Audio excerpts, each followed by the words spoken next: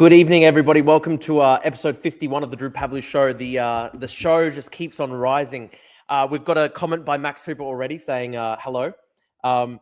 It's very funny. Today, I was attacked by Alex Jones on Twitter. It was good fun. And amazing news as well. The Ukrainians blew up the Kerch bridge. So today is just a crazy day. How did some people predict that they would blow the bridge yesterday? I guess they just had a lot in store. I guess the Ukrainians just had a lot in store, right? Give me a second, guys, as I just quickly post the links to Discord and whatnot. Try to get some more people to join the stream. We've had some pretty good streams recently. We had 50 people yesterday. The day before that, we had 100, which was awesome. So the Drew Pavlu Show rises. The enemies of the show have no way to go as the show rises. Julian Hay says, crazy day not to be talking to Richard Spencer. I will be talking to Richard Spencer soon, but it's just obviously difficult with the time zone. We're going to figure out exactly when we're going to talk. But I think we're going to debate the historical existence of Jesus as a figure, which is going to be interesting, I guess. And we'll also discuss, I guess, Ukraine. I suppose we basically completely agree on Ukraine. 1 second, guys. I'm just going to quickly share the links around. Does anyone like Pink Pantheress? I actually think she's a really good artist. I actually like it. I'm not even kidding. I don't care if anyone calls me gay. I think it's actually good art. It's just fucking catchy. The song's just in my head right now. Very catchy song. Very catchy song. A lot of people are saying this. But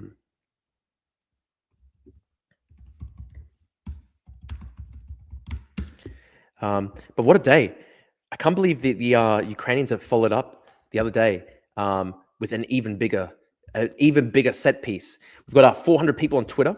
We've got 10 people on YouTube.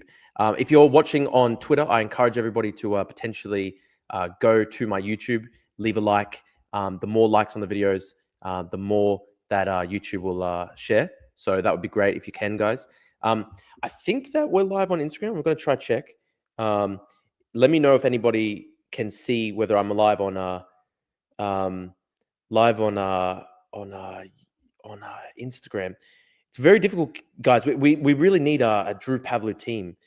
Someone says run the poll, Drews. I don't know what poll you're talking about. I agree with you, Julian, that Pink Pantheress is cute. I think just objectively very, very much so. Did you see me defending your next against the Slenderest Tankies calling you racist? Couldn't believe it. And you were saying that I wasn't racist because you are yourself a racist, and you said that, no, Drew's not a real one.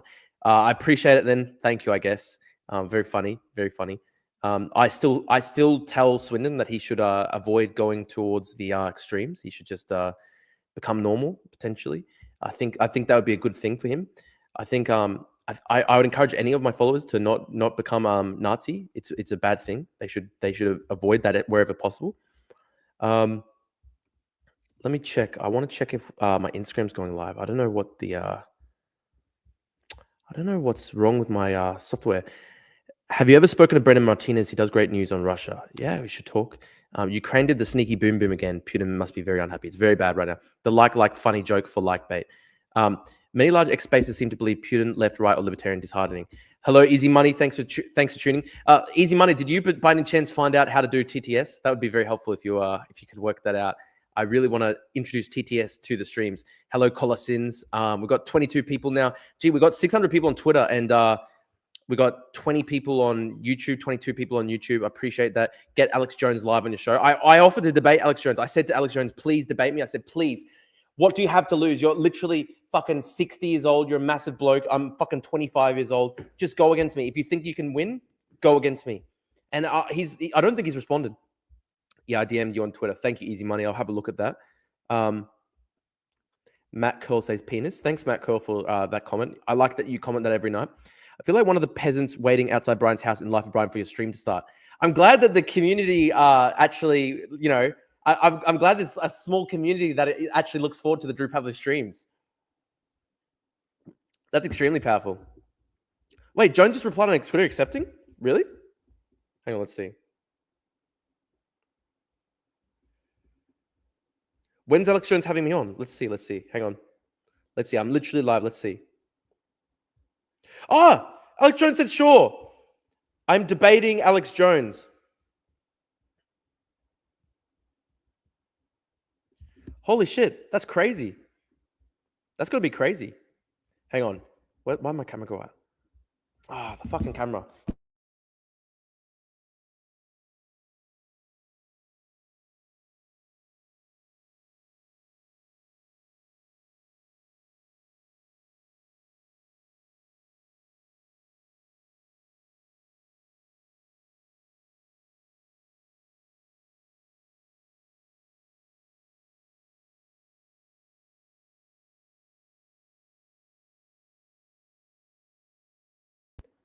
Sorry, guys.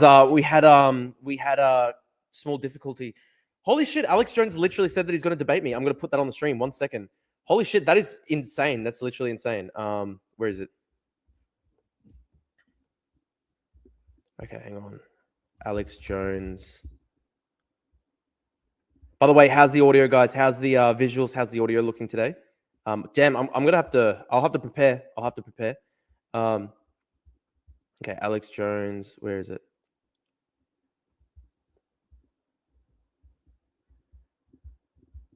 Where's Hang on. Where is it? I'm trying to find it. Holy shit! I'm literally debating Alex Jones.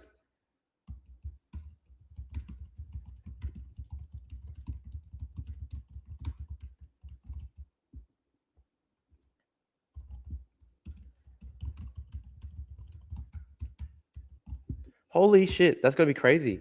I can't wait. I'm literally gonna be debating Alex Jones. That's fucking nuts. Did you guys see that? Twitter's a powerful place. Twitter's a fucking powerful place. Holy shit. He's coming for the globalist Drew Pavlou. Audio and video look and sound good. Why did Alex Jones have a crack at you? Did you bait him? I just condemned him because he made a video. He put up a video where he looked like he was crying.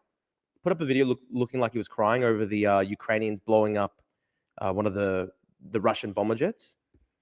Drew, you should really stop being so emotive in debates. It just comes off as hysterics. I'll be very calm. Wow, Alex Jones debating someone who exposed the Putin lie. That's going to be fucking powerful. Hit the big time, except to get a lot of nutty followers. This is actually going to be crazy. This is going to be fucking nuts.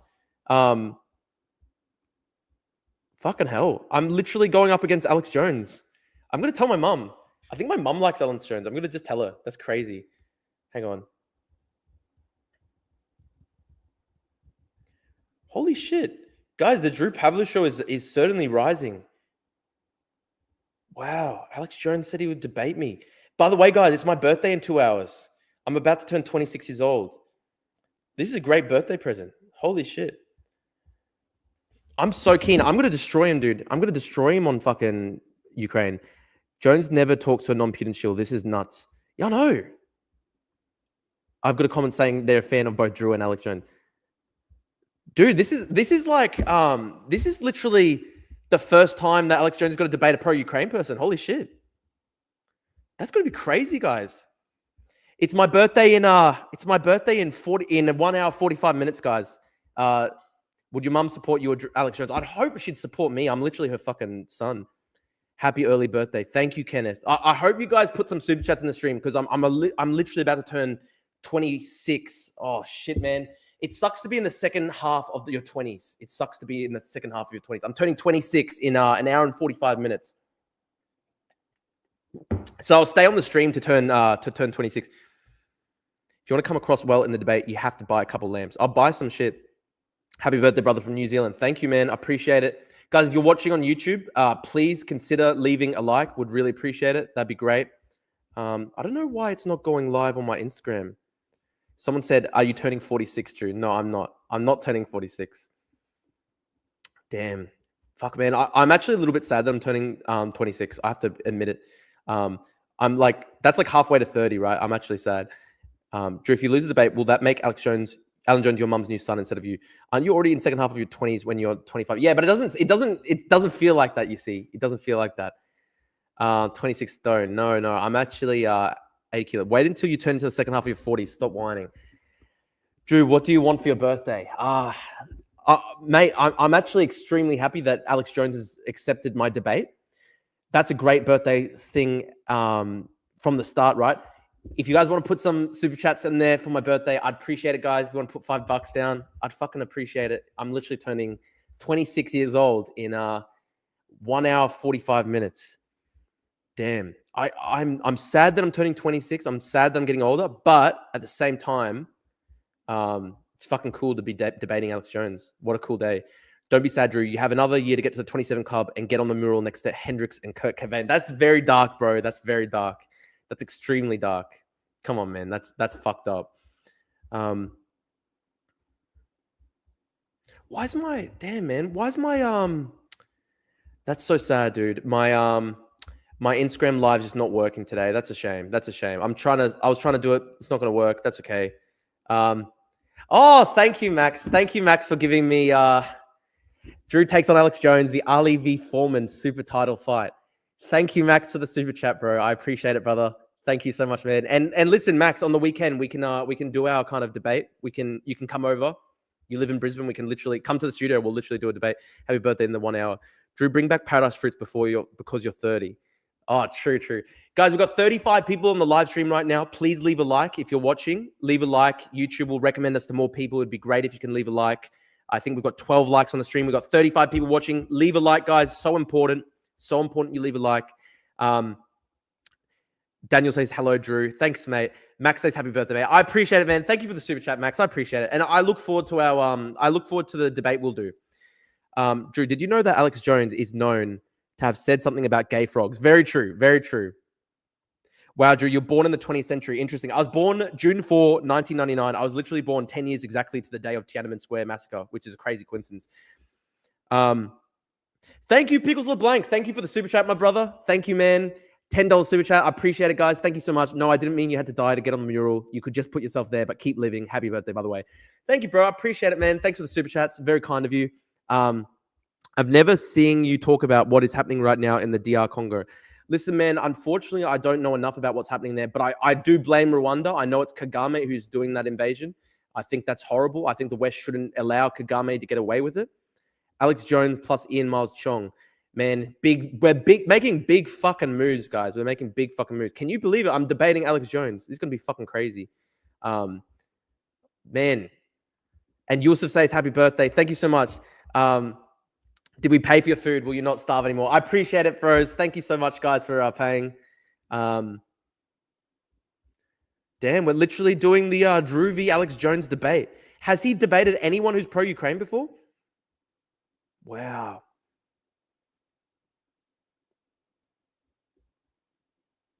Wow, this is fucking big stuff, guys. Big fucking stuff. I'm going to be debating Alex Jones. Very fucking powerful.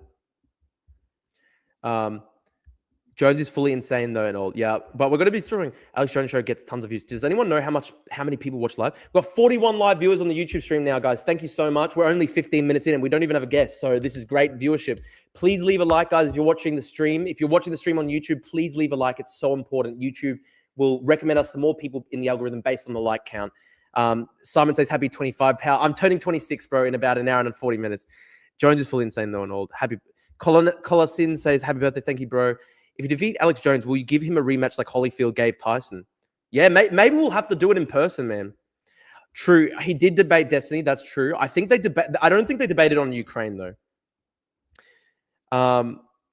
Gay frog song, please. You should make a calendar that has all of your upcoming guests. Yeah, dude, that's a great idea. Maybe you can help me, Easy Money. That'd be awesome. Carter says, hello, Drew. Hello, Carter. How you going? Wow, guys, what a day. What a day. Literally, the Ukrainians blow up the Kerch Bridge, which is amazing stuff. Let's try to get some of the news up on that. Wow, Crimean Bridge is under attack right now. There may be more Ukrainian attacks coming. Danger to surface and underwater targets throughout the entire territory of the Crimean. Wow, you know what? I'm going to try to see if Pekka's around. Let me see if Pekka wants to come on.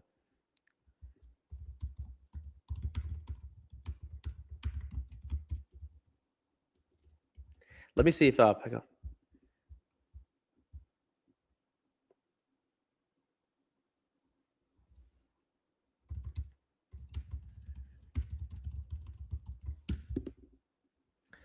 Wow, the Crimean Bridge attacks. This is crazy.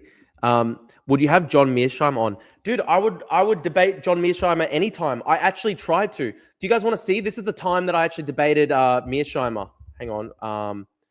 Drew Pavlu Mearsheimer. Watch this, guys. This is the time I debated John Mearsheimer in person. Have a look at this. This has 395,000 views. Drew, as preparation, you need to Google all conspiracies about Ukraine. It will be hard to fact check him when he mentions schizo stuff no one has heard of. I know he'll say crazy shit like the biolabs and stuff. I would love to debate Tucker Carlson eventually. Apparently breaking through the barrier. Let me try bring this one up on. Hang on. I'm trying to bring up this tweet. I'll try bring it up for everyone. Put it on the screen. I'm enjoying streaming, guys. It is good fun. It is good fun. I've started to actually enjoy it. We're 51 days into the 100-day streaming challenge, and I'm actually starting to enjoy it. We're having good fun. We're getting a better audience now. We're getting about like 40 people tuning in per time, which is really good. Got 45 people now watching live. If you're watching live, guys, please leave a like. The more likes on the video, YouTube will recommend us to more people. Wow, big things are happening, guys. Big things are happening. I'll show you everybody the time that I debated Mearsheimer in person. I'm actually doing a university essay on Mearsheimer right now. But we got 45 live viewers. Please leave a like, guys. The more likes on the video, YouTube will recommend us to more people and we'll get a higher viewership. Maybe we could even try crack 100 tonight. That'd be great if we could try crack 100. It'd be fucking goated if we could try crack 100. He's going to be shouting over you so much. Yeah, dude, I know. Dude, I would do it in person. I'd do the debate in person if I could. Maybe I should literally fly over to fucking America for it. Tens of millions of views at least if you debate him on the Alex Jones show. Yeah, dude, it's going to be fun. You just started enjoying it. Yeah, it's good. It's good. Hit the like, people. What's your plans today? You should lock in and research crazy conspiracies. I will lock in fucking hard, guys. Where's Chris? I'll see if Chris joins today. It'd be good if we have Chris. That's so good, Drew. We love you. Please like, love, and share. It all helps. Thank you, guys. I appreciate it. Leave a like on the stream. Who would have thought the young fucking bloke from suburban Brisbane, the son of a fruit shop owner, is going to go up head-to-head with fucking Alex Jones? The king conspiracy theorist. This is going to be fucking crazy. The Twitter is really making waves, guys. I don't think Ukraine deserves aid. Zelensky has put the Ukrainian male population through a meat grinder. He's also corrupt and buys luxury property with aid money. That's fake, dude. That's fake. I went to Ukraine. I saw with my own eyes. There were young guys walking on the street every single place I went. This whole narrative of people getting kidnapped by the Ukrainian state is just complete bullshit. Colasin says he's watching right now on YouTube. Thank you, guys. Go to YouTube. Would you ever debate Laura Loomer? Of course. Deploy the likes. Team Drew debate. I can join, brother. Finally, yeah, dude. Guys. Oh, you know, Alex, do you want to join? I can send you a stream link if you want. Your walkout song for Alex Jones debate should be Land Down Under. Great idea. Honestly, you know what's funny? The only person who probably matches me in terms of fucking intensity and craziness is probably Alex Jones in the world. So I'm like the Ukrainian, pro-Ukraine Alex Jones, you see. I'm going to go up against them. Did Hunter Ash and Wilfred say yes? Yeah, they said yes. We'll organize it later this week. Pickles LeBlanc asked Jones about if he'd be willing to let nanobots into his blood and become one with the AI slop. You guys might bond over this view. I'd probably agree with him on that. I don't like that. Remember, guys, leave a like. It's so important you leave a like on the videos. The more likes, the more reach we will have. Very fucking important. Yeah. Beautiful. Bro, I'm fucking keen. Did Destiny say yes about debating Wilfred and Hunter Ash? I don't think Destiny replied to me, unfortunately. Maybe somebody can mention it in his chat today. It'd be good if somebody could do that. I'd love that. Send it on Discord. Okay, Alex, I'm gonna send you I'll send you a StreamYard link. It's always easier to stream when you've got another person. So, hang on, I'll find you, Alex. Alex Brew, got you. Hang on, Alex Brew.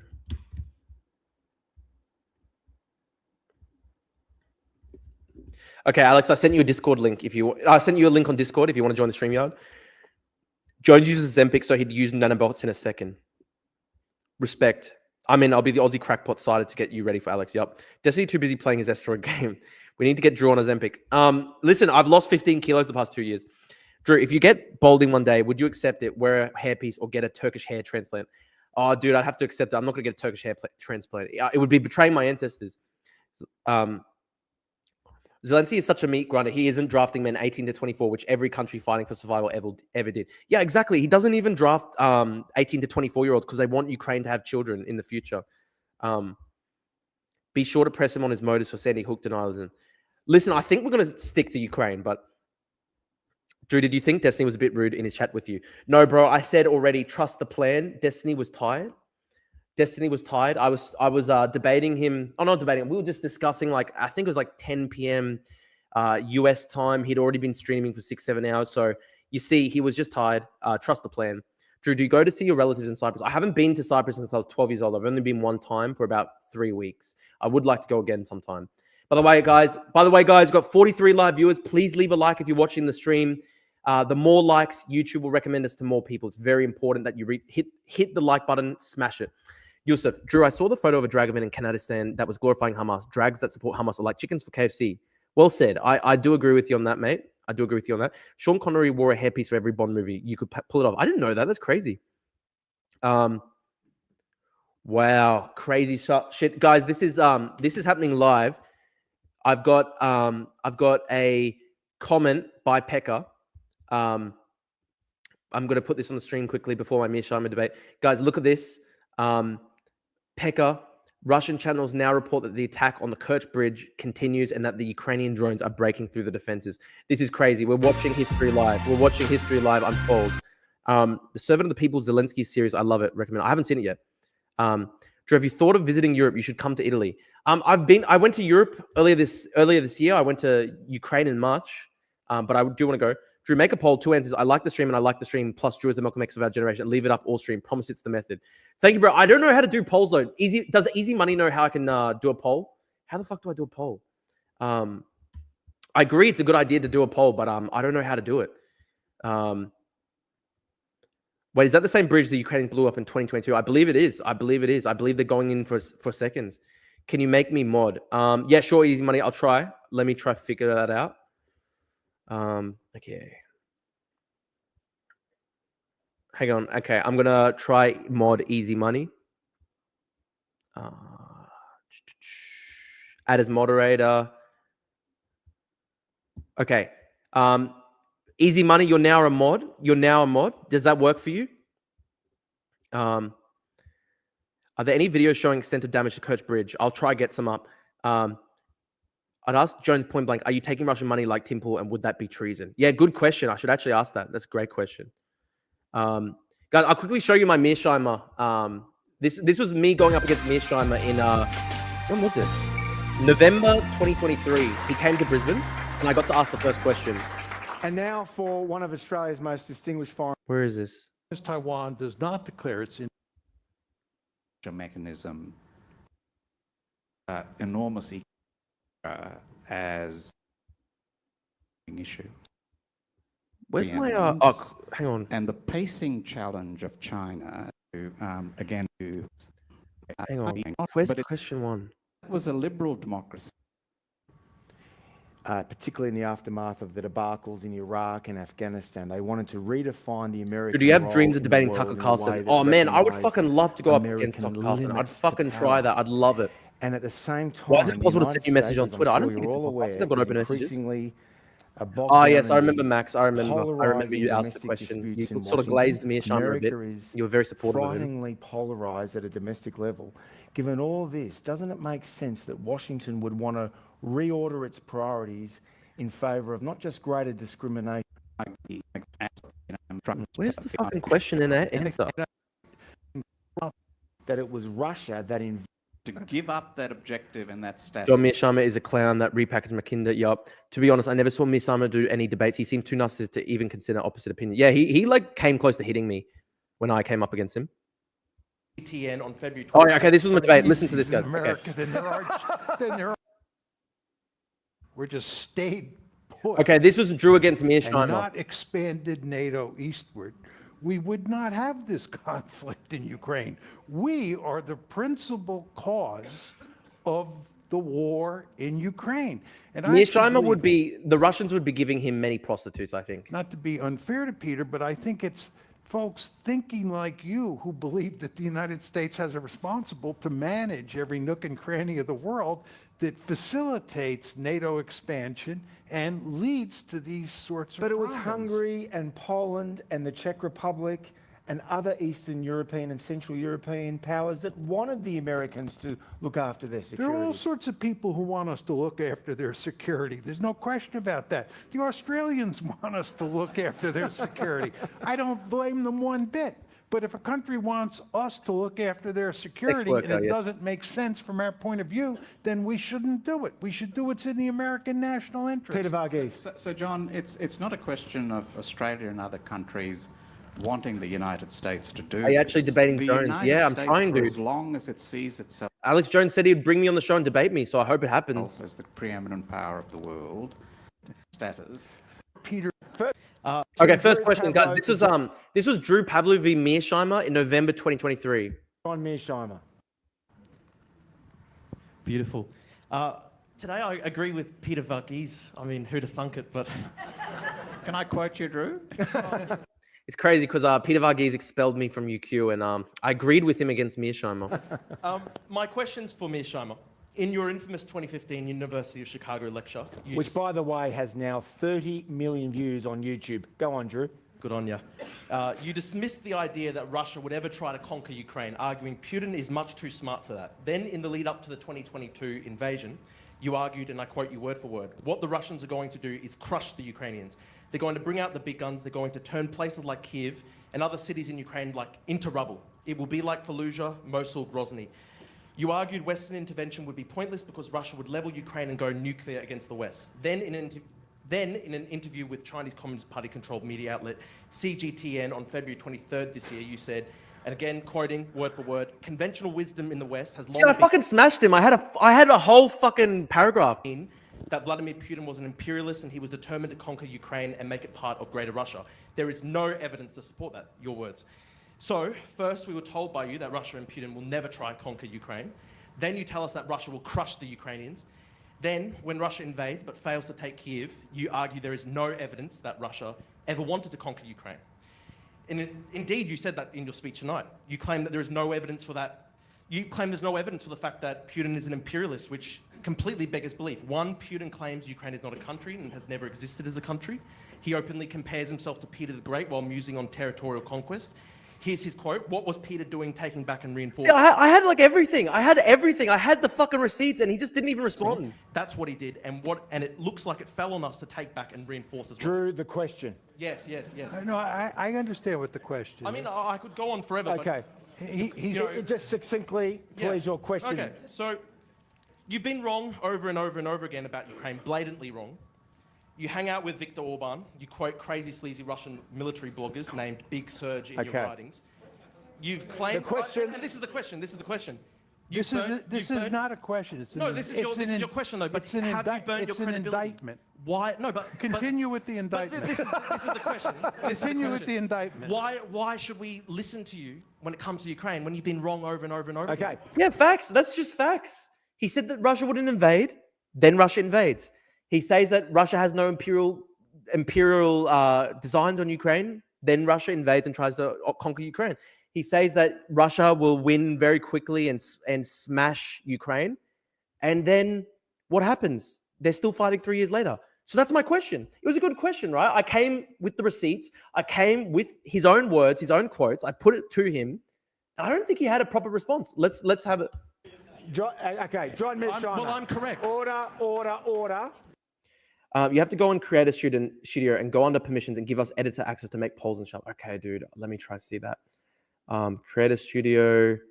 Where do I go for that? So create a studio settings, permissions, community moderator. How do I do it?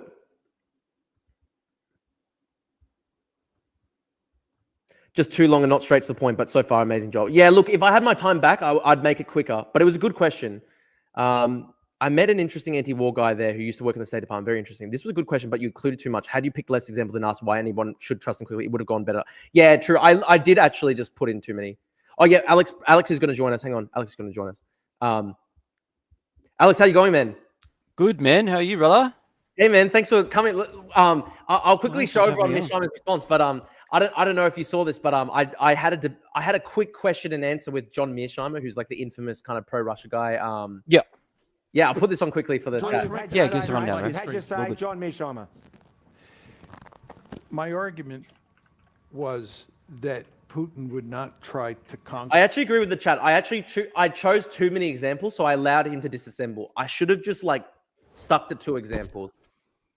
Ukraine. Because That yeah, means he will always take advantage of anything to dismiss. conquering all of the country and making it part of a greater Russia. Right. This is the argument that Putin is an imperialist. He's interested in conquering Ukraine, making it part of Russia, and then when he's done with Ukraine, he's going to conquer other countries. He has not come close to trying to conquer all of Ukraine. That's bullshit. When They literally he went for invaded Kiev. Ukraine in 2022, they sent Drew finally out. 190,000 troops in it the most. There is absolutely no way that 190,000 troops could conquer Ukraine. When the Germans went into Mearsheimer's thing is full cope. Poland in 1939, and remember, the Germans were only trying to conquer the western half of Poland because the Soviets were going to conquer the eastern half of Poland. The Soviets went in, the Germans went in, the Wehrmacht went in with 1.5 million troops. 1.5 million troops.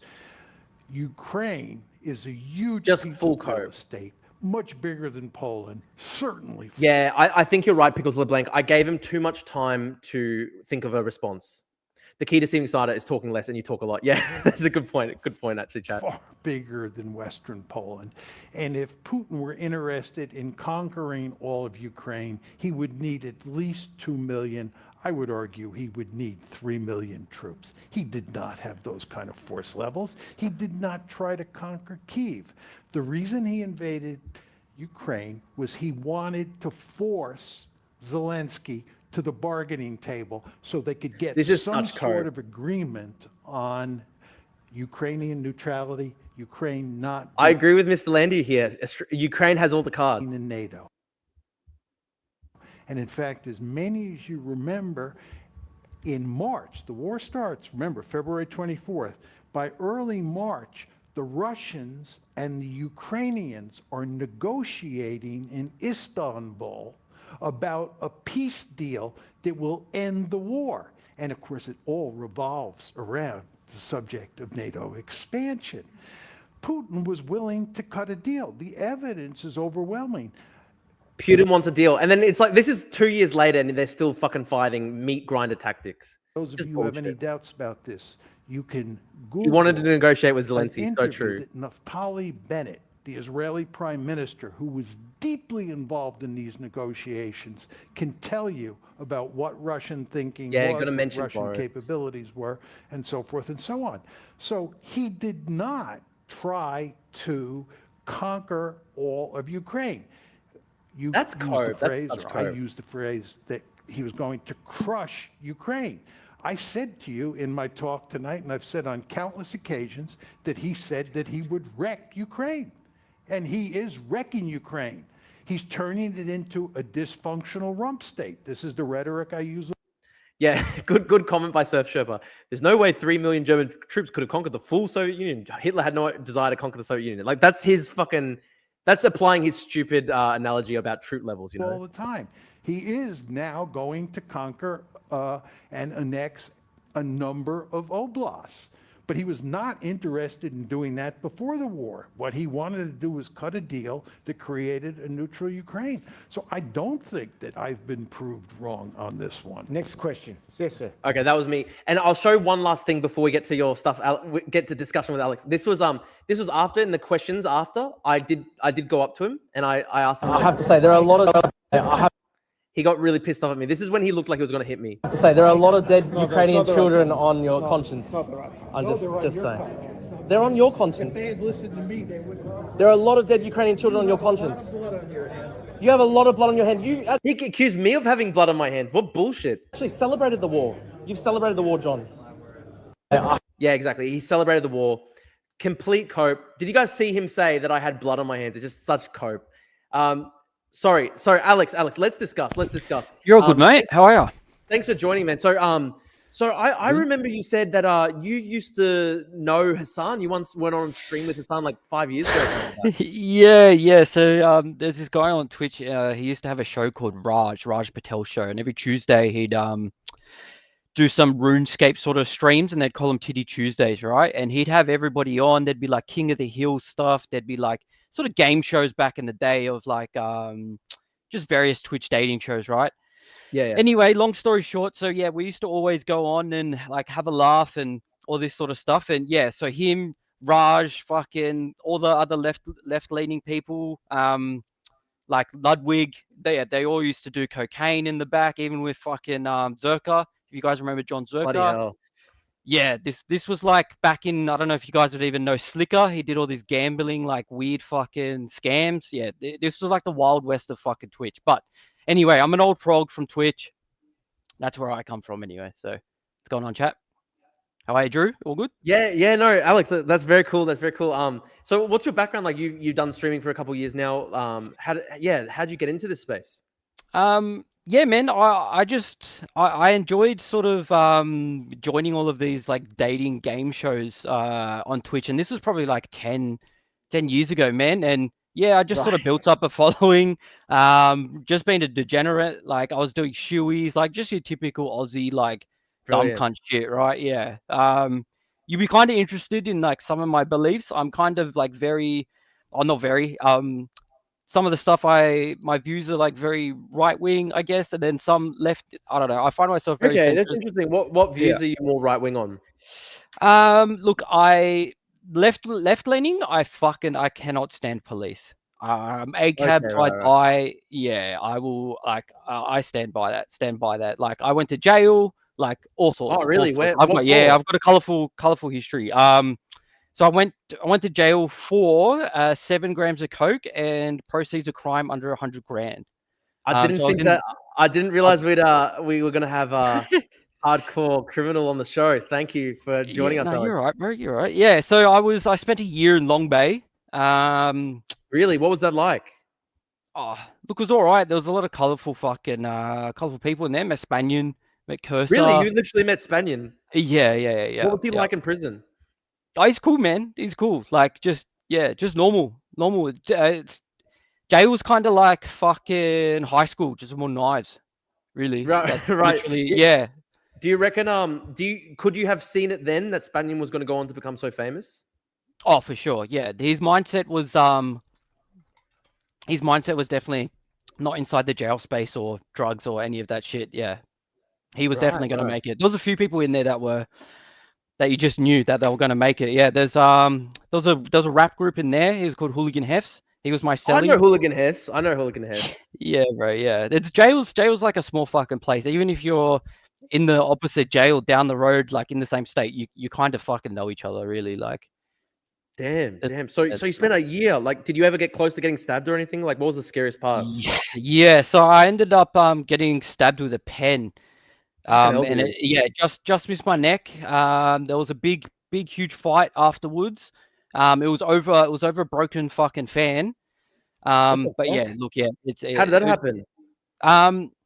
Yeah, one of my old cellies, he was just this fucking like Iraqi, just dude that didn't give a fuck. Ex-military, came on a fucking boat, like had no care in the fucking world.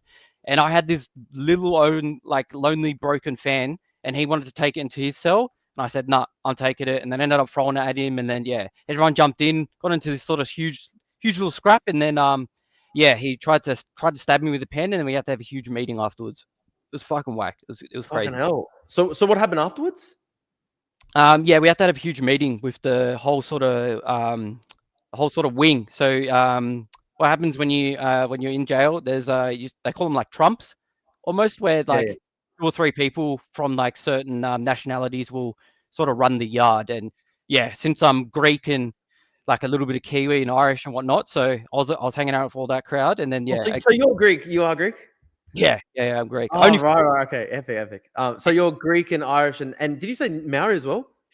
Yeah, well, I thought I was Kiwi, and then I found out my dad wasn't my real dad, which is crazy. So I've got Oh, like a shit. Kiwi sleeve and shit. But yeah, my life's like an episode of fucking Home and Away, man. It's wild, absolutely wild. So what do you do with yourself these days? Shit. So I'm trying to make TikTok content, man. I'm trying to just like do story time sort of stuff. I've got like 20K followers. What's your TikTok? It's the same as my username on all my other socials. So Alex Brew? 2 X's, yep. And then on TikTok it's got 2 U's. 2 U's, yeah. Okay, I'm gonna try thanks, man. Yeah, I just try and do like story time content, I kind of want to write a book one day or do a podcast. Oh, yeah, I get you, man. Yeah. Oh, I I definitely see a feel TikTok like here. Netflix I'll should, put it on the screen. thanks, Fred. Yeah, Netflix should pick my story up for sure. Yeah, dude, I know that story. Hang on, let me put it on. I'll put it on the stream. Thanks, man. Yeah, cool. Hey TikTok, what's up? Today I wanted to talk about jail again. So this is locked Specifically into Long Bay. about being locked in for days at a time at Long Bay. How'd you get in again?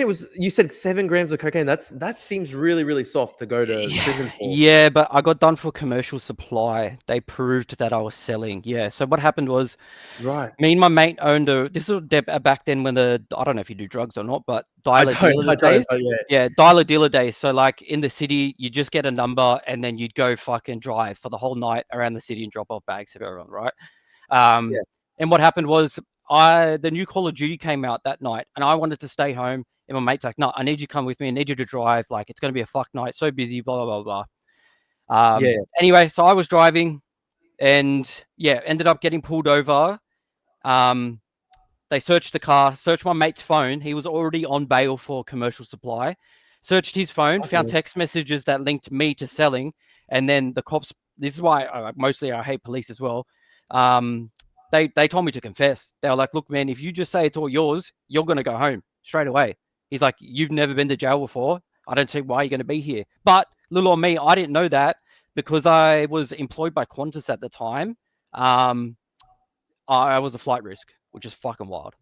Oh, wow, right. So were you doing like, were you just like handling luggage or something like that? Like what was your... Yeah. I was baggage handling and driving all the heavy machinery, like in regards to getting all the stuff out of the planes and whatnot. Dan, we've got a comment here saying that in Tasmania, you can have up to 25 grams and you don't get done for distribution, but it's 5 grams in other states. So you were 2 grams over. Yeah. And because they tested coke as well. And there's a period of time where in the year that they sort of waiting before you go to trial or the court case, they'll test it. And if it's in a certain percentage, then like it obviously drops down or drops up, and yeah. Bloody hell, man, that's brutal. What was the experience with like court and lawyers like? Tell me what it was like, like trying to defend yourself and stuff. How did you find a lawyer?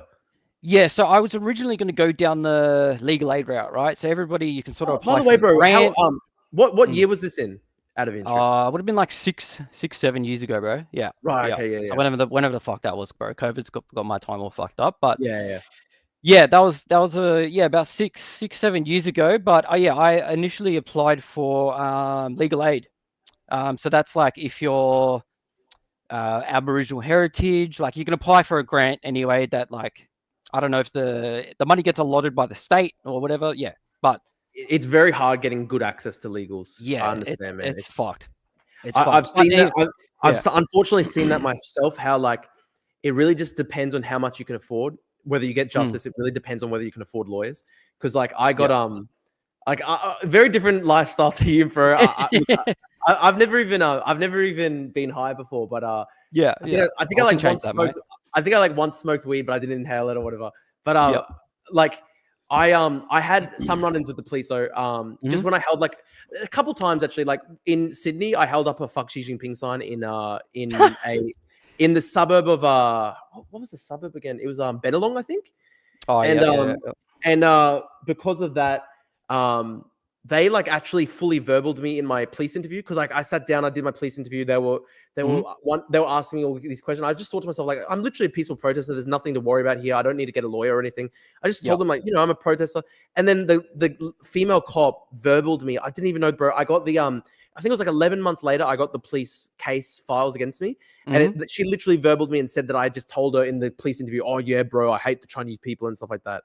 Like, That's fucking shafted, bro. And I was shocked, dude. I was like, what the fuck? And then it made me feel, I was thinking about this, right? I was like, you know, they can't get away with it against me because I had a bit of a following. I was very lucky. I had a KC that I worked for and he was helping me on the case and everything. But I was like, bro, imagine they would literally just do this to like poor, like indigenous kids or whatever. And like, they would literally have no fucking chance. So bro, that was sick. When I had a, when I straight up encountered, like New South Wales police verbaling me in an interview. And like, bro, I come from like such a kind of like, what's the word for it? Like, I come from good privileged sort of background. Yeah, I come from a pretty privileged background, right? Like, so just like I never thought in like a billion years, like I'd literally get verbaled by the cops, right? It's crazy. Yeah. And then the other time was this was in London, but I held up I was basically just protesting outside the Chinese embassy, and then the Chinese embassy, they fucked me over by they basically swatted me. They used a fake email address and they said, oh, this is Drew. They did a fake bomb threat in my name. It was like a swatting tactic.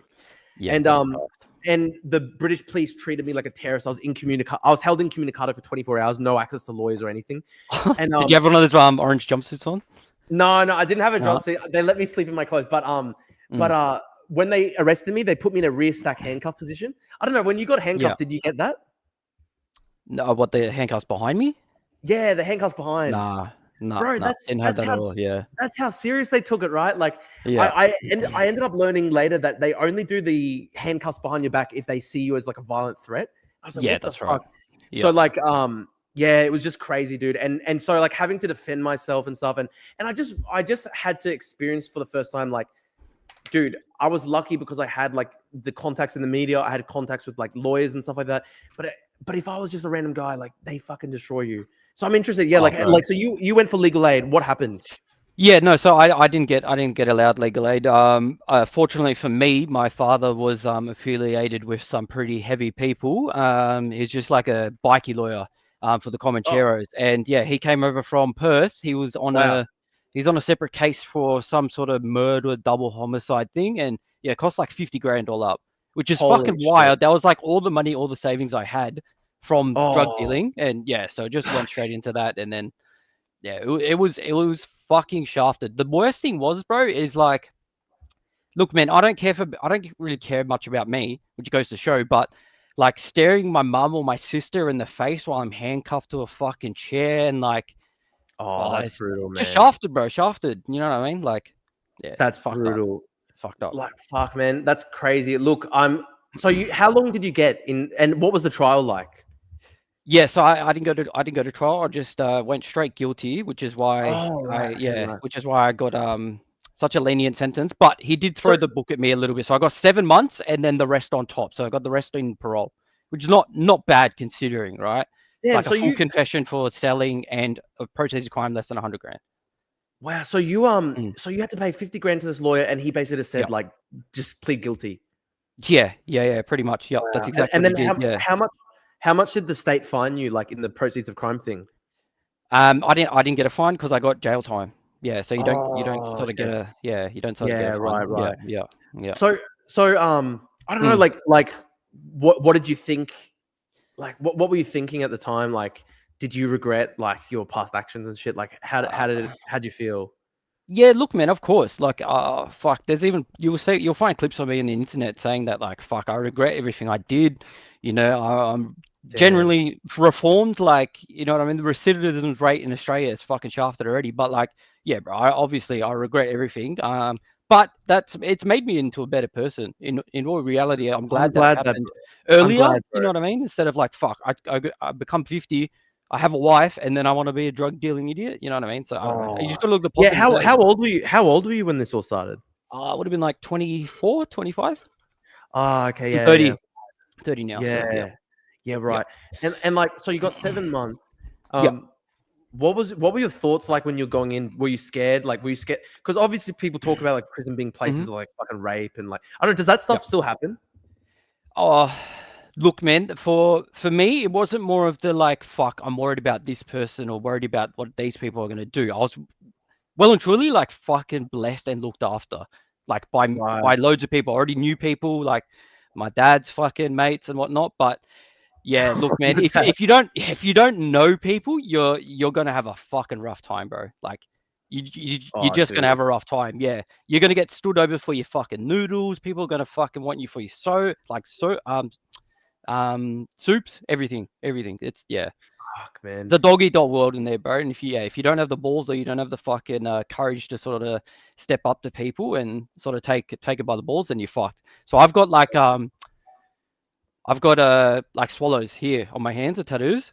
Yeah. When I first got into jail, the morning that I was in there, some Koori bloke came up to me and he goes, "Hey brother, so you got the flying hands, do ya?" And I was like, "Oh, I guess so, bro. What does that mean?" He's like, "Well, brother, you got the flying hands. That means you can fucking fight. Do you want to have a fight?" And I was like, "Oh fuck, I haven't even had breakfast, man. Like, what the fuck? And I'm gonna fight someone?" And yeah, bro, like you can imagine how fucking chaotic it just gets in there, just based on someone thinking you can fight just because of your tattoos. Yeah, it's fucking wild, bro. I would not wish it on my worst enemy. Damn, man. I have no idea how I'd fucking cope. Like, tell me what what do you? This is interesting, right? Like, so obviously you've become like a reformed man and stuff like that. Yeah. What do you think? You know, obviously there are lots of other cases where people like, you know, they never reform, they become like career criminals and stuff inside. What do you think distinguishes that? Like, how do you think what distinguishes people between like the people who reform themselves and the people who are the people who, you know, become hardened in there? I think there's definitely a pivot point. For me, it was one of my dad's mates telling me that, fuck, you know, I've got to do these favors, and then these favors are going to get me cigarettes, and that's going to lead me into, you know, joining a bikie gang. Like, you can go down that route, or most of the people that go in there come out even more hardened, thinking it's like crime school, because that's literally all it is sometimes. It's people just sitting there scheming, writing shit on their pens and papers, how they can fucking make money or get out of the situation they're in. So yeah, it can go both ways, bro. This is a good question, right? Like, what would you do when you have these? Like, I don't know. I'm not sure if this is a big thing in Sydney, but it's a big thing in Queensland. You've got this like. You've got basically like a big youth crime wave where like you've got all these teenagers who are like going around with machetes, home invasions, all this shit. I think my auntie, like, they've tried to get into her house 6 different times. There's been brutal stabbings and stuff like that. I don't know, like, you see these lefty people who are like, oh, you know, we've got to be, you know, kind to the criminals and help them, you know, they're young, we've got to try and rehabilitate them and stuff like that. But it's very difficult, right? Like, some of these guys, it's brutal. Like, so what do you think? What would be your, you know, as someone with experience of jail, what do you think is the solution when it comes to like that youth crime wave thing? I think these kids don't know any better, bro. They don't. And the younger they are and the younger they're doing this shit, it's gonna just fuck them up like for the longer period, right? So these kids, they go around and they call it creeping. And it's when they go into your fucking house at nighttime and creep around and try and steal keys, car keys, like everything. And it's a huge crime rate in Brisbane, obviously, and whatnot. But and they go for joy rides with the cars, and they just like dump everything, bro. Yeah, and because they're under 18, they know they can't fucking get caught. Or even if they do, like, Jesus, what the fuck's gonna happen, you know? So yeah, look, man, and that's just gonna set them up for failure in lifetime too, because that's when they've got to click up to gangs, or they got to fucking find who they know inside jail. Like, yeah, it just becomes this fucking spiral of like chaos in their life, which is not good. But I've got a friend in the chat, Matt Curl, and I put his comment on the screen. He had footage. Someone tried, like, a gang of them tried to get inside his house, I think, like last year. And I think he scared them away by screaming at them. But like, I don't know, it's pretty fucked up. And like, obviously, to go inside someone's home at night, it's fucking terrifying, right? I don't know, like, sometimes I wish we had castle law for that shit, bro. Yeah, I don't know, man. Like, sometimes sometimes I think I've like gone much more sort of like tougher when it comes to this like sort of stuff. And I guess like I see it, I'm like, you know, if there's a fucking 15-year-old and they're going inside a house with a fucking machete at night, like, I don't know. I kind of feel like just fucking throw the book at them. I don't know. Like, the Greens, I know, like, the Greens in Australia, like, they've been doing this big thing in Queensland where they're like, oh, it's against the human rights of the kids and stuff to lock them up. But it's like, dude, like, when I was 15, I knew not to go in a fucking house with a machete, right? I don't know. I think it's all these kids as well. If they're coming from like imports, or they're coming on a fucking boat, they're not getting fucking schooling or the proper fucking like education to learn to fucking like to come in sort of an Australian society. Like, yeah, bro, it's just ended a spiral of like that shit. But bro, at the end of the day, like, I'd rather fucking protect my loved ones, protect my home, like, and if that hurts other people, then fuck them. In all honesty, bro. You know what I Yeah, mean? no, I It might agree. be, I it think might be strict, I, but I think, yeah.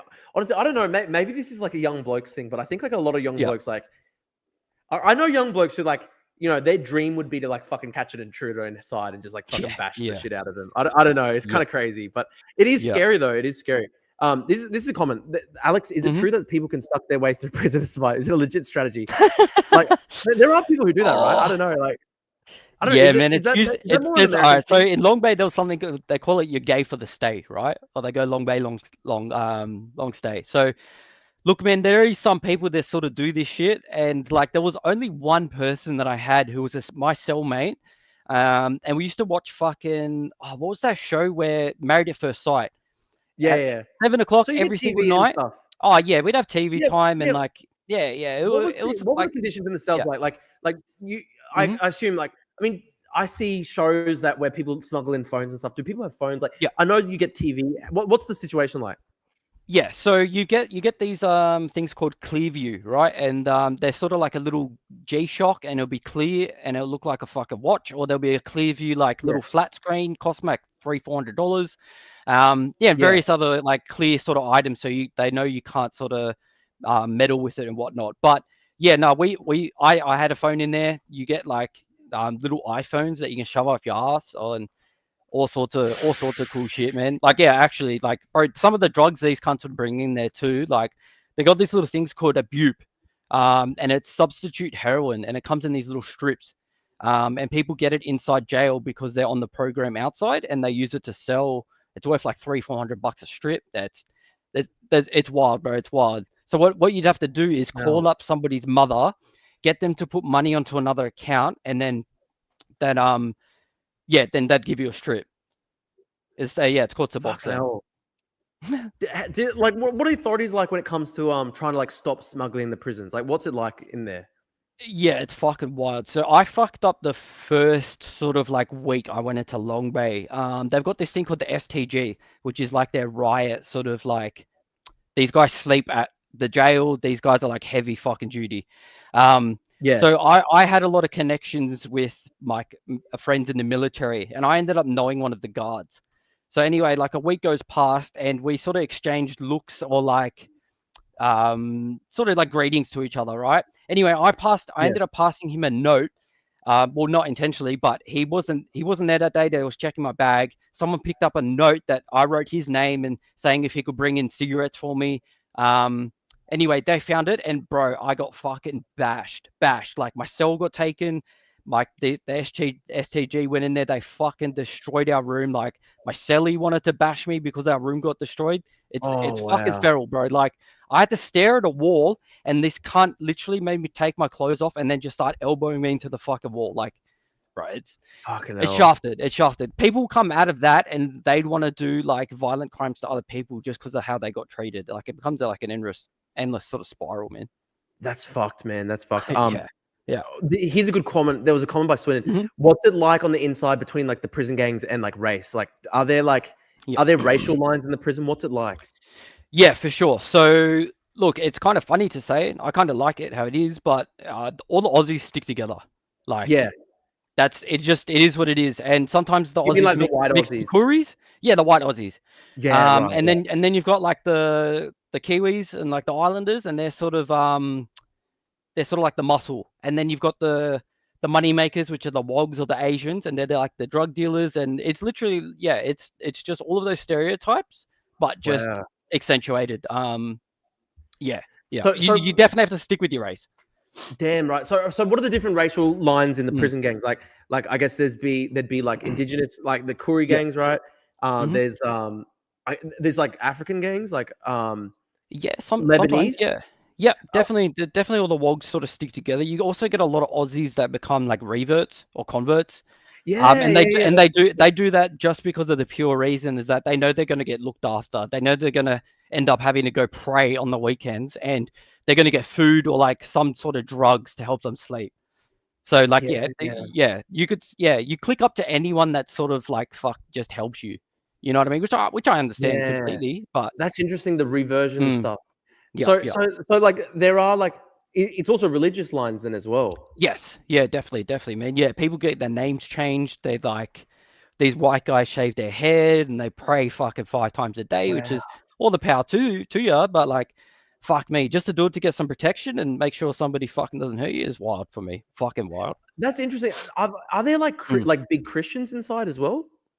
Yeah, it's not as prevalent as the Muslims, but yeah, Yeah. there's Okay. definitely definitely that's probably like the second most popular religion. Good question by the Swindon guy. Which gang would I be in? Would I be in the WOG gang or the Aussie gang? You'd be in the WOG gang for sure, bro. For sure. Yeah, yeah. It So doesn't even you matter. like, Even if you're in the WOG you gang? told them that you were from fucking like Bondi, bro, you'd be in the WOG gang. It doesn't matter what you look like. It's just what you sound like, man. It is what it is. That's funny. That's funny. So you were in like the WOG gang? Yeah, well, I shopped around. So I was with the Kiwis because I thought I was Kiwi. So hanging around the Islanders, also being WOG, and then so I was pretty blessed. I was also inside with the guy that owns the Asian fucking restaurant in the city. What's it called? Chinese. I'm not Somebody in the sure. chat must know it. It's this really What is popular, it? really popular Asian sort of. What did he get done Asian, for? I might know based on he what got done for huge commercial supply of heroin. Holy shit. Yeah. Look, anyway, I forget what it's called, but bro, So he was like a Chinese restaurateur. Like he had a restaurant. Yeah, huge one in the city, bro. Huge, like seafood, everything. It was fucking wild. And he was doing heroin on the side. Like, how much would he have selling been trafficking? bricks of heroin, like fucking huge amounts, like containers. And what he was known for was he'd sell it up with one of the bikey guys that sort of took me under his wing. His name was Hux. And anyway, these guys were selling up, and what he would do was him and his mate would bet on birds that used to fly away first. You know what I mean? They'd be like, all right, so this bird's got to fly away. They'd bet like 100 grand on that. They'd bet on the footy, bro. That some of the content, bro. These guys were like so much money, like ridiculous. Really? But how do they? This is like a naive question, right? But like, how do they still have access to that money when they're behind bars?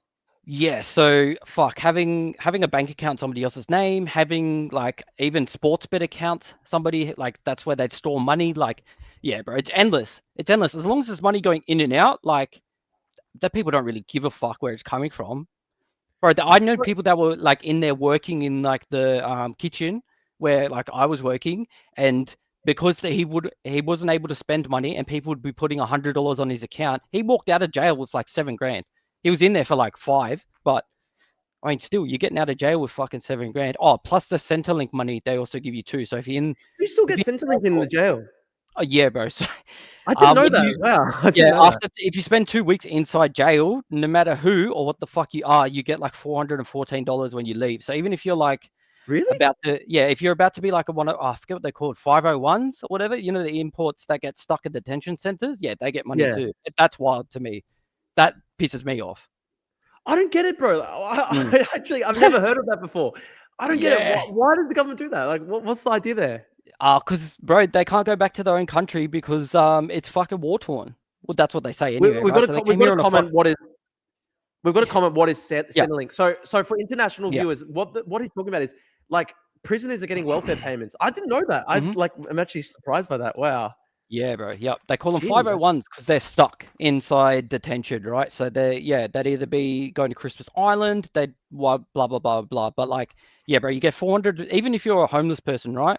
They sign you up to Centrelink, and before you fucking leave, you get $414. Like, bro, I had somebody inside Silverwater with me, and he was a fucking pedo, and he had this huge huge rat's tail, and it was fucking feral. I thought they segregate them from the prison main population. Yeah, you do until you get to maximum, which I got an A3 classification, right? And then once you sort of get your classification a little bit lower, that's when you get mixed in with everyone. And then you sign a piece of paper saying, if fucking I come across a pedo and I kill them, then it's on me.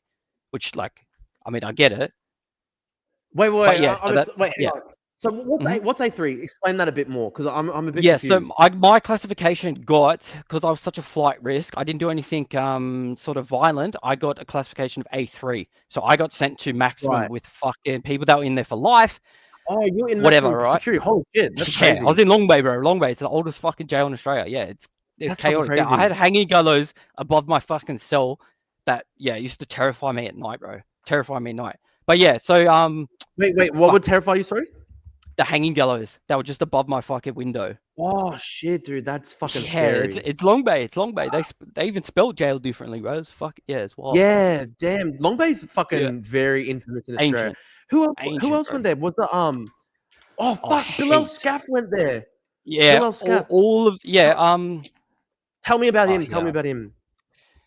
So I don't know too much about those blokes, but yeah, those names still definitely hold a fucking big value in sort of jail, whether it be like people that knew that if you're related to them, they could extort you, or like all sorts of shit. So we'll explain for the international viewers. So Bilal Scaff, he was 18 or 19 years old, and he did a series of racially motivated gang rapes across gang Sydney. rapes. Yeah, really vicious psycho ones. Like disgusting. There's about 14 of the fucking dogs too.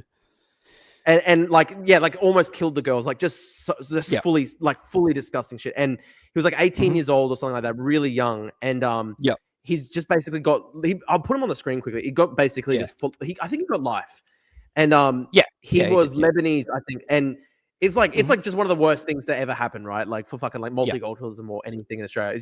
It's still infamous in Australia as like one of the worst things that's ever happened. It definitely brought it like a shadow on top of the wogs and the imports or people from Bankstown. Like definitely. And like Lebanese and stuff. Yeah, massively. The Lebanese sort of, like it was just what they did was so sick. Because my understanding of it is they actually said in a number of the gang rapes, like they actually said that they were targeting white girls and shit like that, and like really sick stuff. Yeah. So it was just like fully the most disgusting shit ever. So he's in Long Bay, but I guess he's been the most like high security or whatever. Like what's the he got moved. Yeah, I'm pretty sure he went down to. So there's Goulburn, which is like Supermax. So that's where you're only allowed out for like half an hour a day, and then you're on supervised visits. So you're only going outside when you have like a CO with you, like correctional officer. Wow. Yeah, bro. Yeah. Man. Fucking. So the scaffs are dirty. Absolute dirty cunts. So he wasn't. Was he there when you were there, or just no, place? No, definitely not. No, different place. Yeah, right. yeah. So damn. And then when I moved from Long Bay, I ended up going to Silverwater, so I was closer to family, being from Parramatta and whatnot. And then that's where I got my work classification. So that's when I was working in like the kitchen and all that sort of stuff. And that's where you sort of get like a good little bit of freedom, I guess. Like with the kitchens, how do they do it in the kitchens with like obviously like there'd be like knives and stuff like that. How do they do it? It's all pretty like.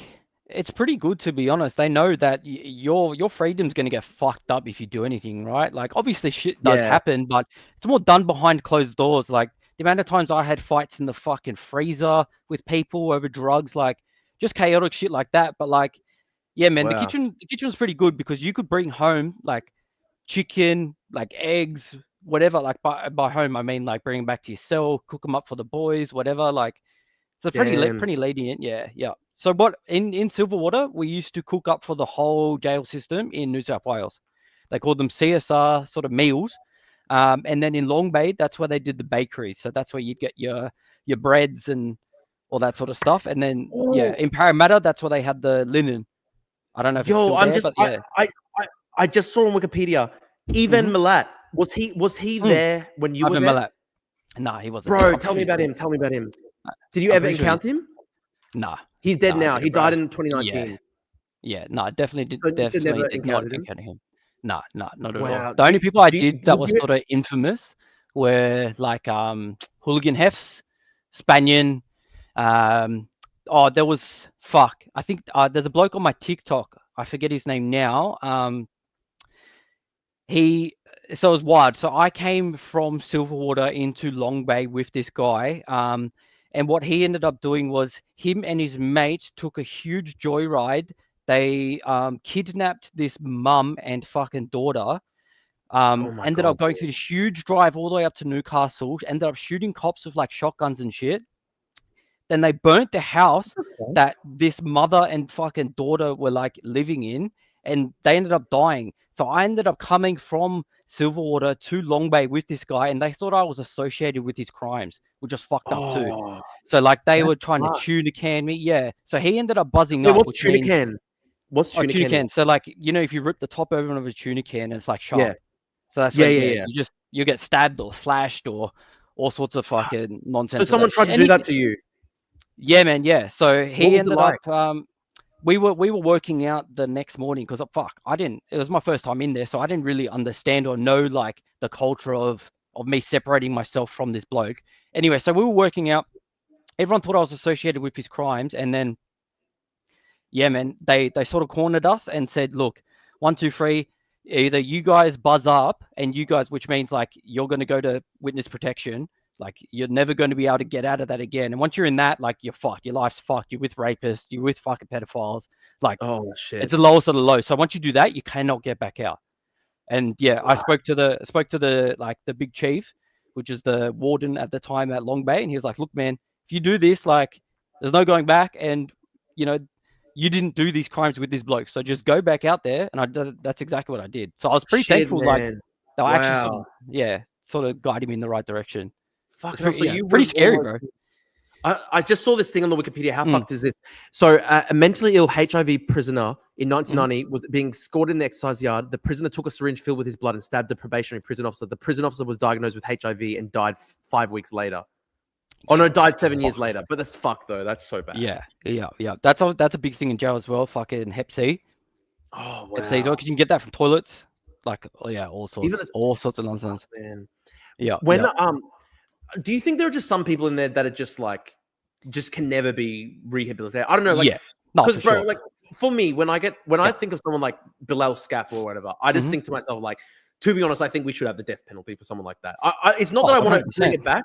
It's not that I want to bring it back, but like you look at someone like Bilal Scaff and you're like, how the fuck can this guy still live? You know, I don't know. It's just he definitely cannot go back into just normal life. It was hard for me to come back out and sort of reaccumulate with like life. Even like there's just so many weird things, like fluorescent lights affected me. Like I had to always stand with my back towards walls, like just little things like that. Oh, But yeah, with those cunts, bro, I met somebody inside of the jail that all he did, he got life in jail for introducing two people, right? So his mate, he was from England. His mate talked to this guy, right? So these guys spoke. They did a huge drug deal for like 3,000 pills. And then because he connected those two people together, bang, done. It was conspiracy to fucking like, I forget what the charge was, but yeah, just literally life imagine in prison just for life in prison, bro, for introducing two people that he didn't even know were going to do a drug deal. Like, oh, I'm sure he fucking knew, but like in reality, See, like, this is the thing, right? Like when I hear a story like that, of course I'm like, that's just insane. Like that's the authorities overstepping the mark, right? Yeah. But then you hear other stories where it's like somebody who's like literally a fucking rapist or something like that, and they get like such little sentences and stuff like that. I just don't understand it. It seems that like, to me, it seems that people who are actually like vicious, violent threats are like given really lenient sentences a lot of the time. But then you get like these situations where it's just like literally the most piss weak stuff ever, and they're just people are lumped in. I mean, like 7 grams of cocaine to be sent to prison with these guys is fucking crazy, and I can't believe that like they give that to you. And at the same time, there are people who do like really vicious, heinous, violent crimes, and like it doesn't seem like anything happens to them. Yeah. Oh, have you heard of the new jail sentence now that pedophiles, if they do it a second time, get life in Adelaide, which is fucking sick. Is that a real thing? Yeah. Just got released like 2 months ago in Adelaide. Honestly, like actually, I see this. Honestly, that makes fucking sense to me. I can't believe it wasn't like that, right? Like hang on, I'm looking at this. So increasing penalties for a range of child sex abuse offences, such as increasing the maximum penalty for gross indecency or the presence of a child from 5 to 15 years, legislating the ban child. Wow. So what was it like in there when it came to pedos and stuff? That's a big question. So you initially get separated. You sort of really so first of all, you have to sort of tell people what your crimes are. If someone comes up to me or you come up to me and I go, brother, you need to show me a fucking paperwork tomorrow, or I'm gonna fucking get ya. Like, Drew, I've seen you before on the TV. I've seen you on the news, mate. Like, Show me your paperwork. If you don't come outside with your paperwork, yeah, either you've buzzed up and you've gone into protection, or you were a fucking pedo or a woman basher. But there's sometimes some leniency with like woman bashers, which fucked up. But anyway, yeah. So Really? So yeah, what's man. like that with that? Like, so tell us about that. That's interesting. So some people are brutal to the women bashers, but some people are. And what's it like?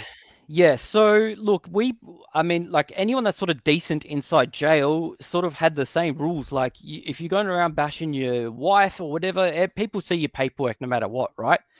But people can lie.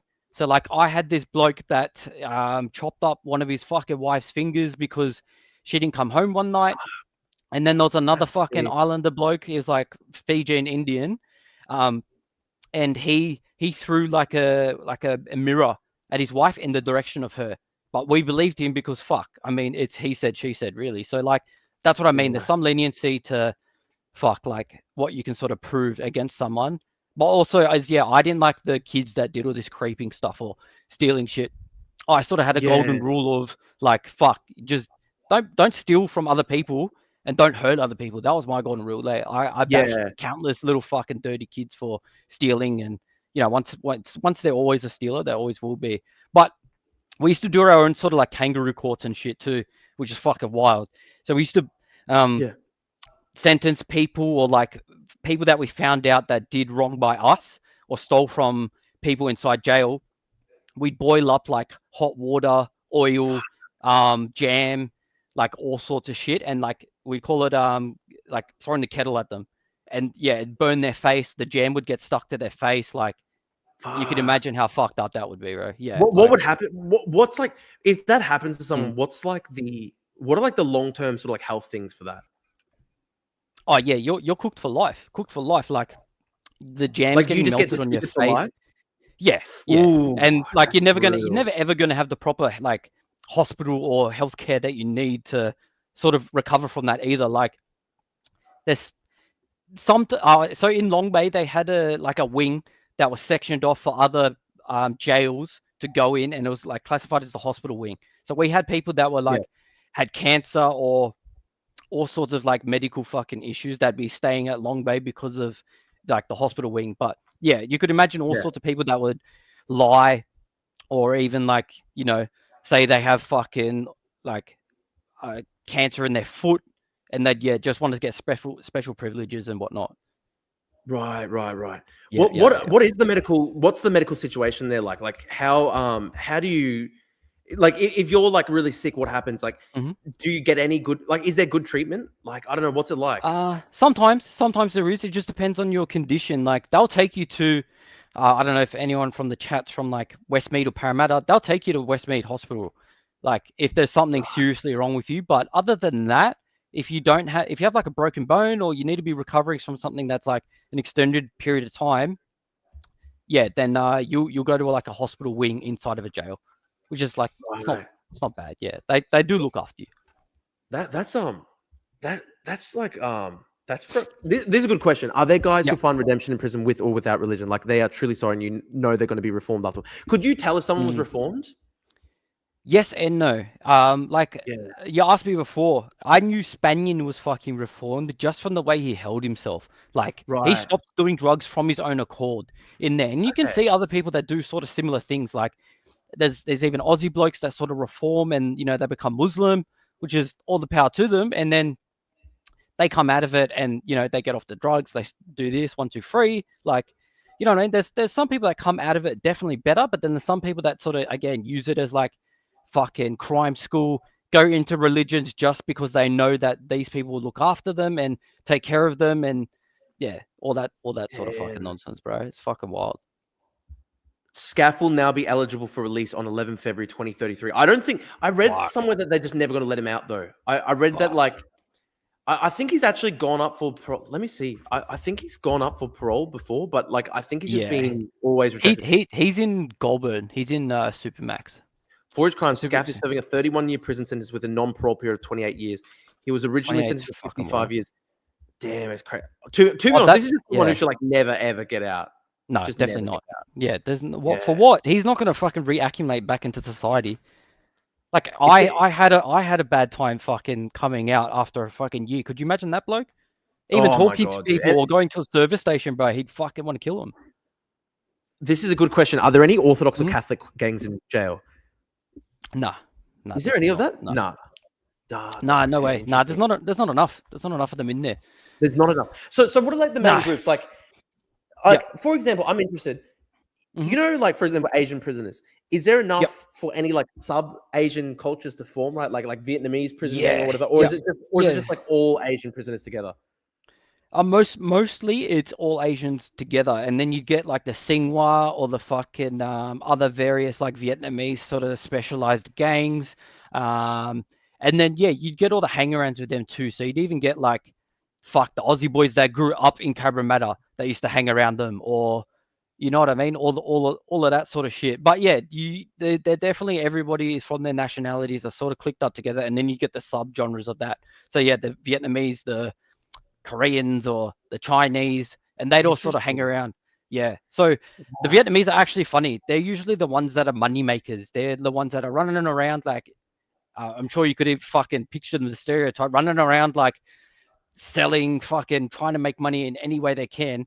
So one of the wogs in Long Bay had a huge fight with this little Asian fucking Vietnamese bloke, and it was over a USB. So in these Clearview TVs, Yeah.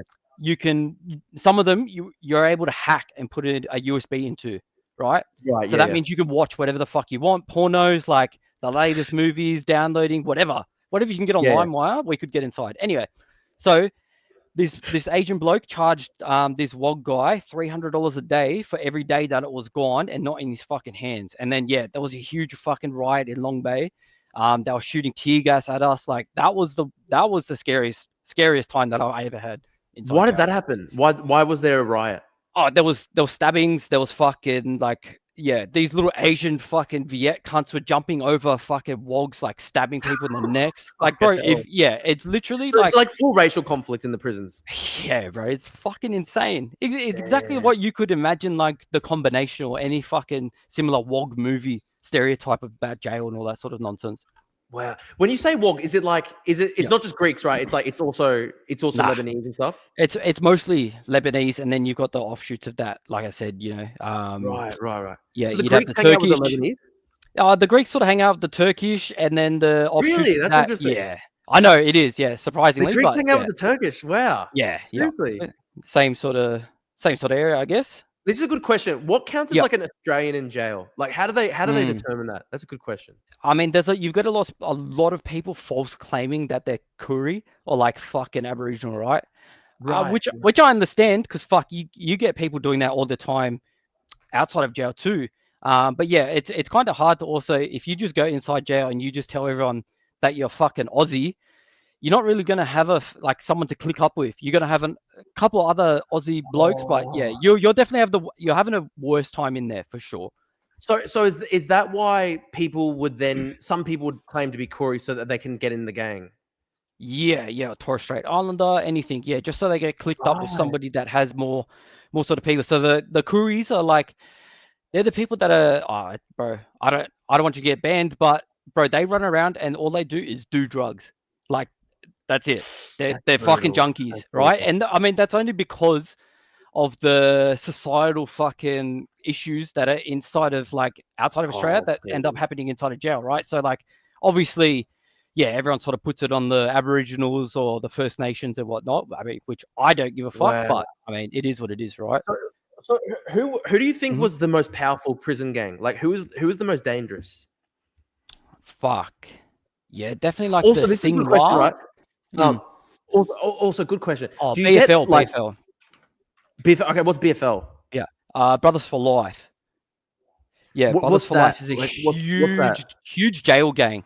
It is a Middle Eastern crime organization from Western Sydney, right? Huge, massive. They were from the Hamzi family, and huge feuds with the Alameddines. And these guys ran and still run Australia. Right. They run Australia. I mean, like, So yeah. Alameddin, Mhm. Alameddin, I'm pretty sure Friendly Jordies has accused them of doing the firebombing to him. Oh yeah.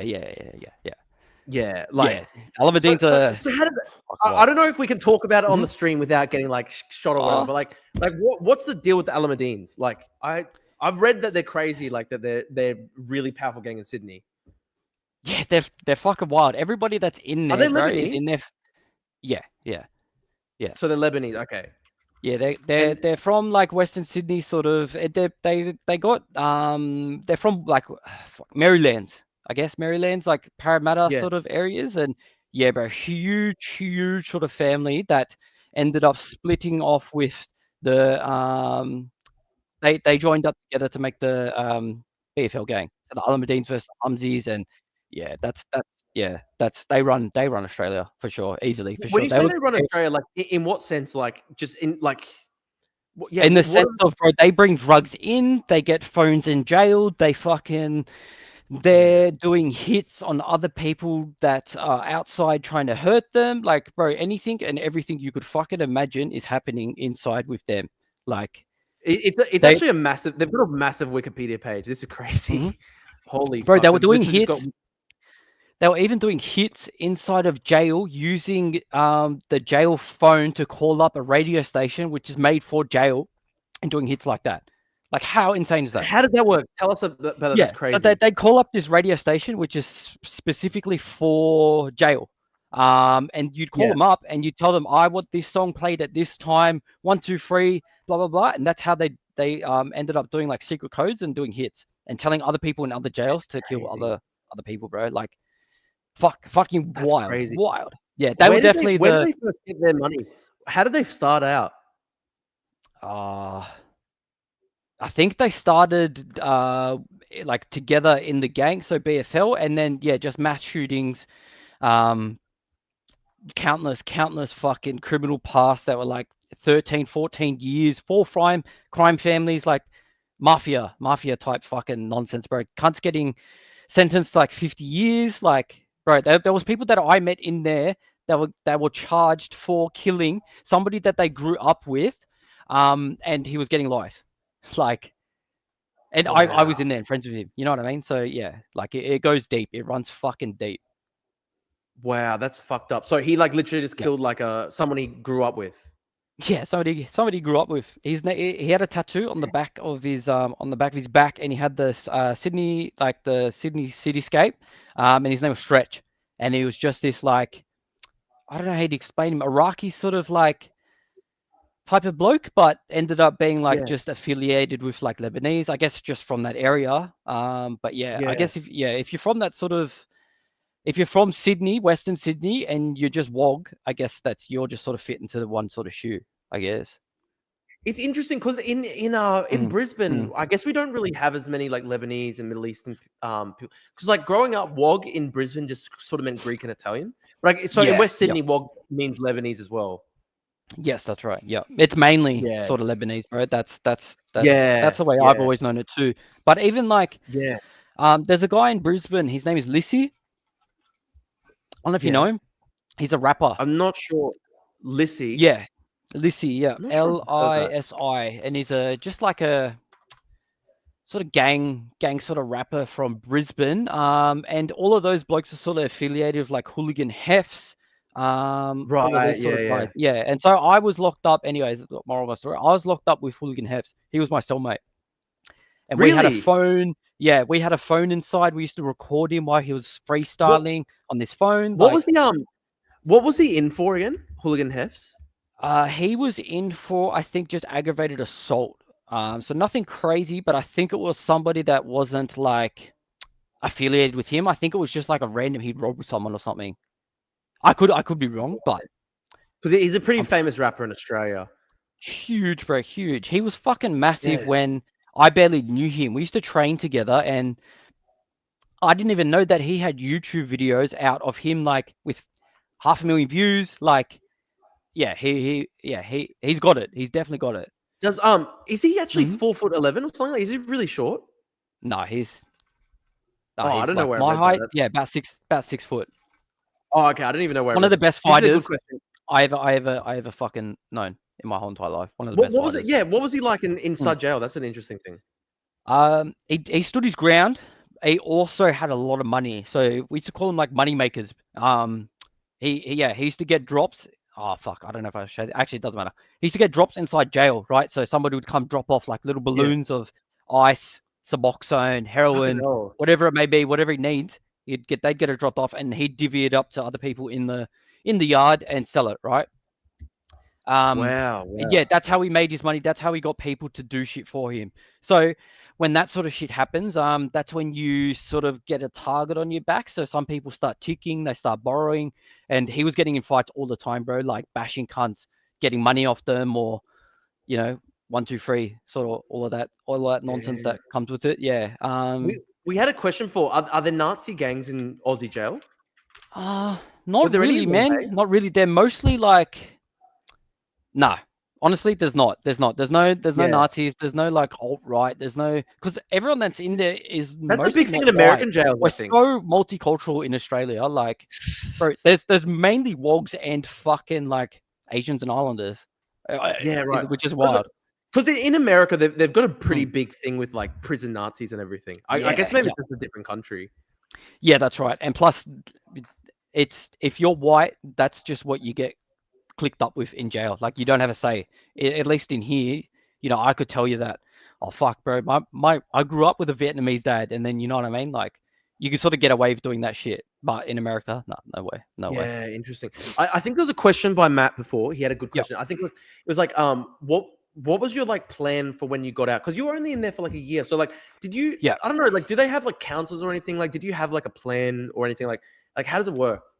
Yeah. So for me, thankfully, I got put on a drug program. So I initially claimed like I wanted to go to rehab, 1, 2, 3. I obviously did everything I could to not be in jail. But so on parole, they ended up having me to like go sign in once a week, 2 times a week, 3 times a week. And what I'd have to do is go to a job program, and that in turn would give me sort of money through Centrelink and fix the recidivism rate, and all that sort of stuff. So like that put you in a job. So like, in all honesty, we got like mad sort of support for people that actually don't want to go like live a life of crime. But in the other terms, it's kind of also bad, because the only thing you're fucking doing is you're around other people that are criminals. So even when you're on parole, you're with people that are going out, like they're doing work in construction or something, and they go, oh bro, my mate's got this drug, do you want to come over? You know what I mean? It carries on like that. So yeah, it's good, but it's also bad. It just depends on your fucking mindset, I guess, bro. There's this question here. In America, you basically have to be in a gang. Is it like that in Australia? Can some people just do their own thing? No, you can do your own thing. You're just gonna have a tough time. Really? So, like, what would it have been like for somebody who like tries to be by themselves and like doesn't want to be part of a gang or anything? You'd have to have a lot of money, and you'd have to be able to fight. You'd have to be able to fight. Yeah. So that just means like just standing your own ground. But whether that be like, fuck, someone tries to take your food, or on Christmas, they give you twice the amount of fucking ham and like little lollies that you get from the Salvation Army. Somebody will try and take that from you just because you're by yourself. You know what I mean? The people, I even did it, taking advantage of other cunts that didn't have shit, because fuck, it's dog eat dog world. And at that time, bro, I was only thinking of me, like, you know what I mean? So. Oh yeah, we've got a comment here. Someone's like, you don't have to be in a gang here in the States, only within the prison system. Yeah, of course, Nathaniel, we're just talking about the prison system sort of thing. What's another? I had another one. Oh, that's a good thing for America. So America, they call it jail and prison, which is two different things. So it's the same thing for here, but we just call it jail or prison for the fact that because we're on remand, which means we haven't been charged for the crime. So we're innocent until proven guilty, until you're not, right? And then you get like time served. So that means, so if you're in jail, I think if you're in jail in America, you're on remand. That means you haven't been charged for your crime. And then prison is you're going away in the middle of fucking America, somewhere in a huge fucking prison. But yeah, it works similar to here. Are the Muslim gangs separated by denomination, Shia versus Sunni? Yeah, definitely. Actually, that's a good question. For sure, bro. Yeah. Really? So the Shia, the number is 619 or 91. The Shia Muslims, they're so that I believe Turkish are the opposite of the 919 Shias. They sort of hang around each other, because obviously, they they don't really like each other. They've got very, very different views of Islam, I guess, because of, you know, which is Oh, I mean, fine. I It's saw all, yeah. dude, I saw on Twitter the other day. They were like Mhm. there were like Shia fascist accounts that were like celebrating like the Christchurch massacre. And I was like shocked. I was like, what the fuck? Yeah, And that's that's literally fucking there on wild. Twitter. It's kind of crazy. Yeah, Um, they're very extreme, bro. The Shias, especially with their views on like women and whatnot too. It gets wild with those cunts. wow. Yeah, bro. Yep. We've got a question. Can you explain some of the Mhm. 3-number codes and what they mean? That's a good one. That's a good one. Yeah, so I'm not too sure about the 919 Shias, but there's a lot of gangs inside of the prison system that have like 3-number sort of area codes, and that's just because of I don't know if you guys know Cursor, but Cursor's gang was Yeah. called ABK, which is Australian Born Killers, Yeah. which is 225 on an old mobile phone, you know, old Nokia. Right. Yeah, so So that's that's how that Cursor. works. Okay. Is Yep. Cursor still a big thing? I haven't heard Yeah. him. I remember when I was Yeah. a kid, he was massive. Yeah, he's huge, bro. So I've got a ABK 225 tattoo on my leg.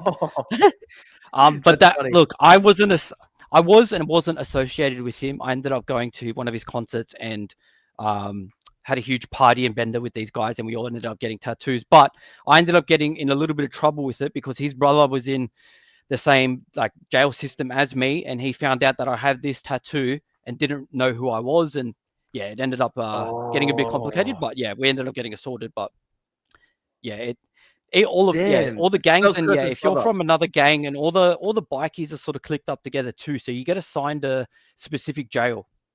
So the Yeah, damn. Cheros and the hold on, jails in Sydney, you get assigned a specific jail for your bikie club. So yeah,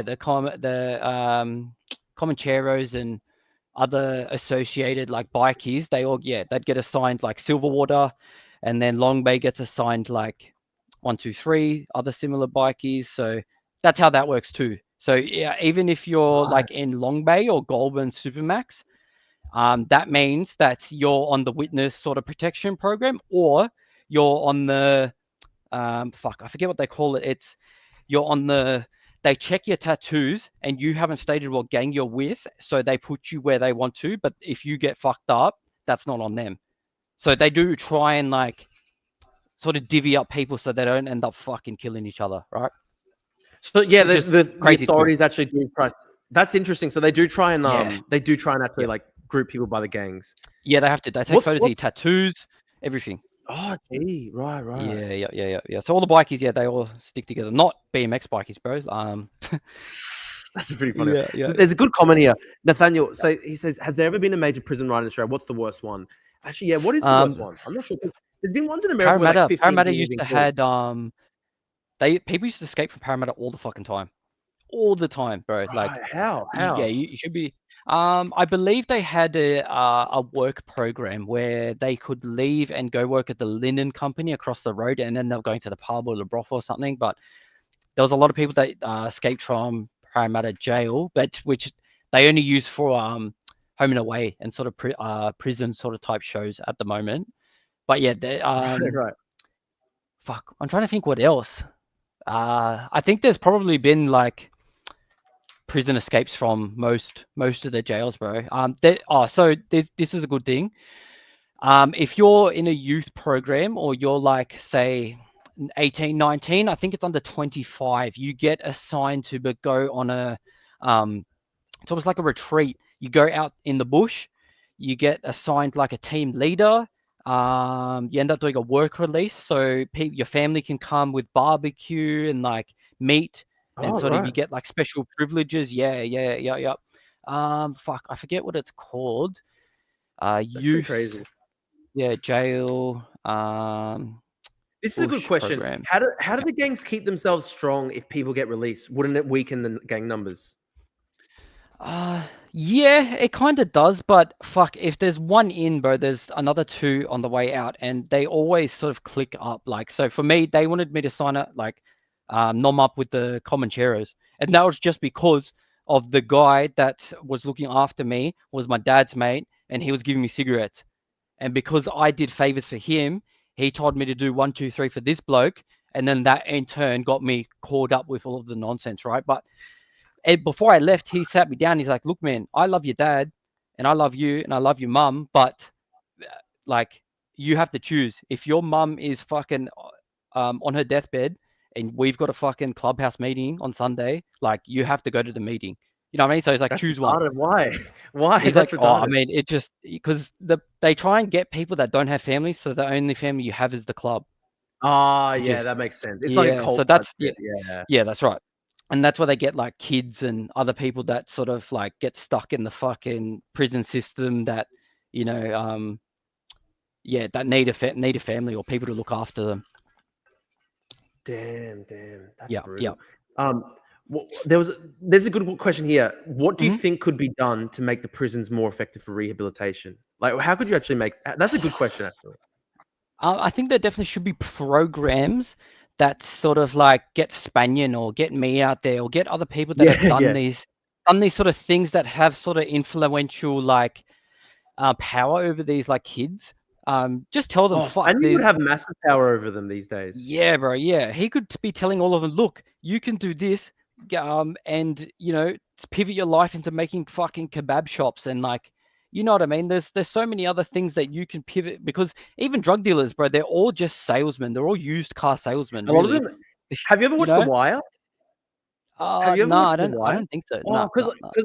it's literally based on that. Like, I mean, it's based on like drug dealing in America and stuff like that in the city of Baltimore, and it's like kind of like famous because the drug dealers in that show, some of them have like degrees and they're like literal businessmen, like the top guys in the gangs, which is interesting. Yeah.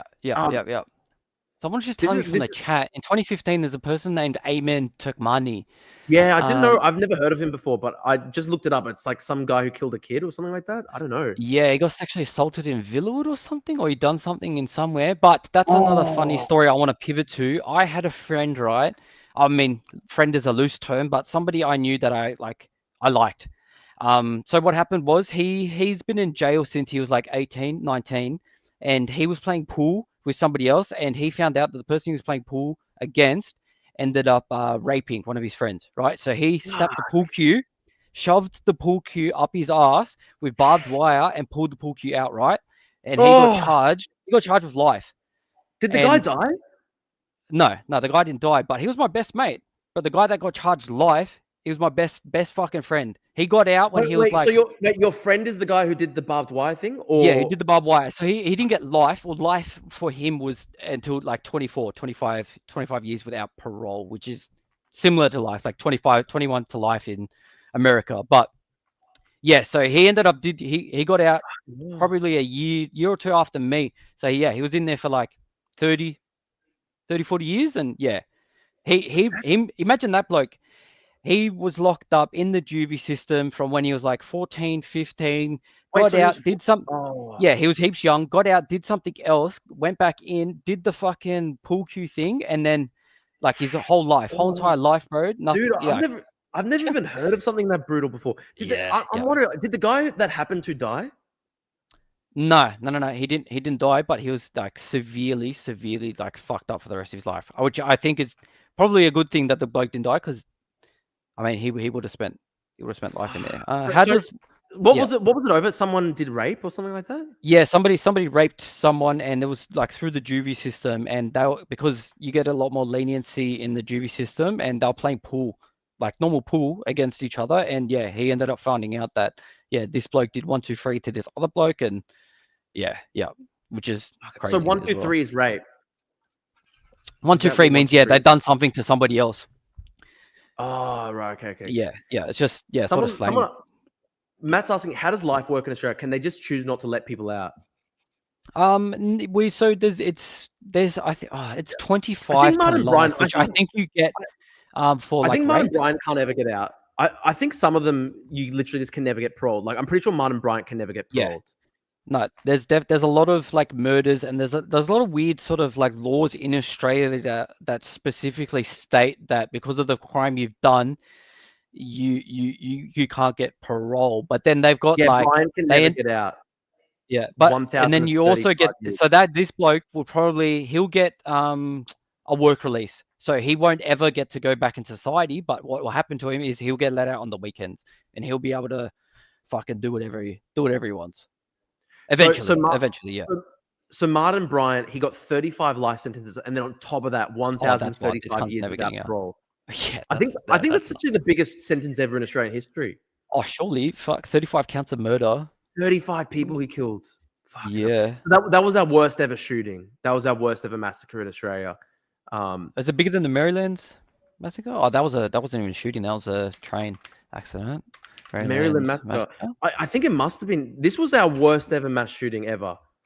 Oh, there was a shooting in Maryland. Oh, four kids. Oh, did you hear about like a week or two ago? A car pulled up to another car underneath the M2 in Parramatta, and it was a Toyota sort of fucking ute, and they pulled up to the car full of 5 people and just blasted it in broad daylight, and it was in retaliation. Yeah, it was in retaliation to another shooting that happened like down the road. And Australia's crazy for they have murder vehicles which they end up burning on the side of the road, which they call murder vehicles, which is crazy because that means you have intent. That means you've planned it. That means like you're fucked. You're fucked. Fucking hell. Yeah. Someone's saying that the Parramatta shooting started the neo-Nazis up. What Parramatta shooting are they talking about? Oh, this one was related to like the crime families. This is definitely not no neo-Nazi sort of. I couldn't even imagine how neo-Nazis would sort of work here. I guess I don't know. Like Do we even have exist, but yeah. Oh, for sure. I've just never heard of. I think. Hang on. I think I understand the shooting he's talking. Is this the shooting he's talking about? A 15-year-old boy shot and killed an unarmed police civilian finance worker outside the New South Wales Police headquarters. Holy shit. That's a pretty crazy case. That was a nuts yeah, that's case. in the Central Coast. That's wild. Parramatta, wild. I think. Parramatta. Wow, that's crazy. Yeah. You're right. What was it? An Iranian-born boy of Iraqi Kurdish background, not known to police.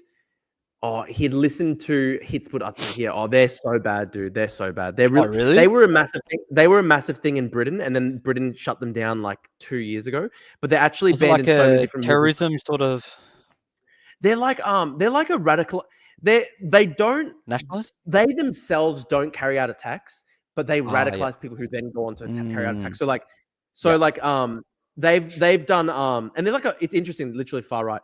But they're banned in Bangladesh, Pakistan, India, Germany, Turkey, UK, Kazakhstan, across Central Asia, Indonesia. Indonesia is the biggest Muslim country on earth. All Arab countries. Like they almost have like an ISIS sort of flag too, I guess, or the ones that you'd end up seeing on like the similar anyway. Right? Yemen, Lebanon, okay. In Britain, like they were responsible for like radicalizing like at least 100, I think, of the guys who went over and fought for ISIS. Yeah, that's nuts. That's fucking crazy. I'm interested. Was there any like religious extremist type stuff in the prison, like Islamic extremists in the prison or something? There were. Yeah, there was heaps of terrorists. They were more sort of claiming terrorists when they were sort of inside jail. So they used to always get orange jumpsuits, and they were people that fucking had ties to terrorism, I guess, that not necessarily them being terrorists, I guess, you know what I mean? So there'd be people sort of like getting on airplanes or getting charged fucking having too many like batteries on their fucking cell phone or Samsungs, and you know what I mean? They'd sort of get blamed for it. I don't think there was anybody that was actually like that I was with that was fucking terrorists. I don't think so anyway, but I'm sure there fucking would have been though. Australia's got this weird fucking law that if let's say Drew calls me and he goes, Alex, I'm in fucking trouble. Can you get your dad's lawyer to do a meeting? And I want your dad's lawyer to go drop off some guns at a fucking park to get Drew out. And then so you'll end up getting out on like a couple of years off your sentence because of each gun, which is wild. Oh, I know what you're talking about. Gun trading. So what happened was, you know, the massive caravan. You know, do you remember this was a huge story in Australia. There was that caravan that got caught, and there was just basically like a batch of old explosives in a caravan, and it was abandoned by the side of the road, I think in like New South Wales. And inside the caravan they found like the directions to synagogues and stuff like that. So everybody thought it was like a full terrorist attack. And I remember I was fucking scared when I saw that. I thought this was for sure like a full-blown terrorist attack. But they ended up finding out that it was, I think it was like a Turkish guy who's like an organized mobster in Australia. Turks always. But the Turkish are huge in the Australian crime families with like bikies, the Comancheros, and all of that shit. Let me find it though. The Sydney caravan story. Because what happened was the Durrell. Here it is. Sayed Erhan Akkar, key suspect. So this is the funny thing, right? I remember when this happened. I remember there were all these people sort of like from like the pro-Palestine side who were going like, oh, the Zionists have set this up. It's like Mossad that's doing all these anti-Semitic like stuff. They were trying to say it was like a Mossad false flag or whatever. But it was actually just this like, it was a false flag, but it was like a Turkish guy. So he was on bail facing serious drug charges from 2022. He fled overseas. And I think what happened is he essentially tried to go to the Australian police like, oh, I can trade in these guns, I can trade in these weapons, and then that way give me a lenient sentence or whatever.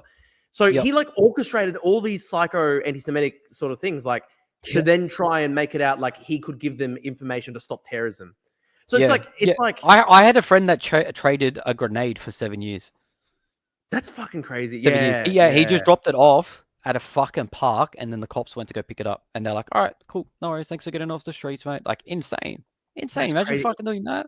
In January, a caravan filled with explosives and a note referencing the Great Jewish Synagogue was found in Jurrell in the Sydney outside. Then, like, Chris Midden said it was a potential mass casualties event. I thought for sure it was like a full terrorism thing. And it basically said, like, sources have told the ABC, Sayed Erhan Akkar, who was on bail while facing serious drug charges in 2022, is now a high-level suspect for the joint counterterrorism. So essentially, he seems to have basically, like, organized a lot of these firebombing attacks and also the caravan to then go to the police and be like, oh, I can stop these in exchange for, like, a big reduction to my sentence, which is like one of the most like cynical things ever, right? And it terrified people.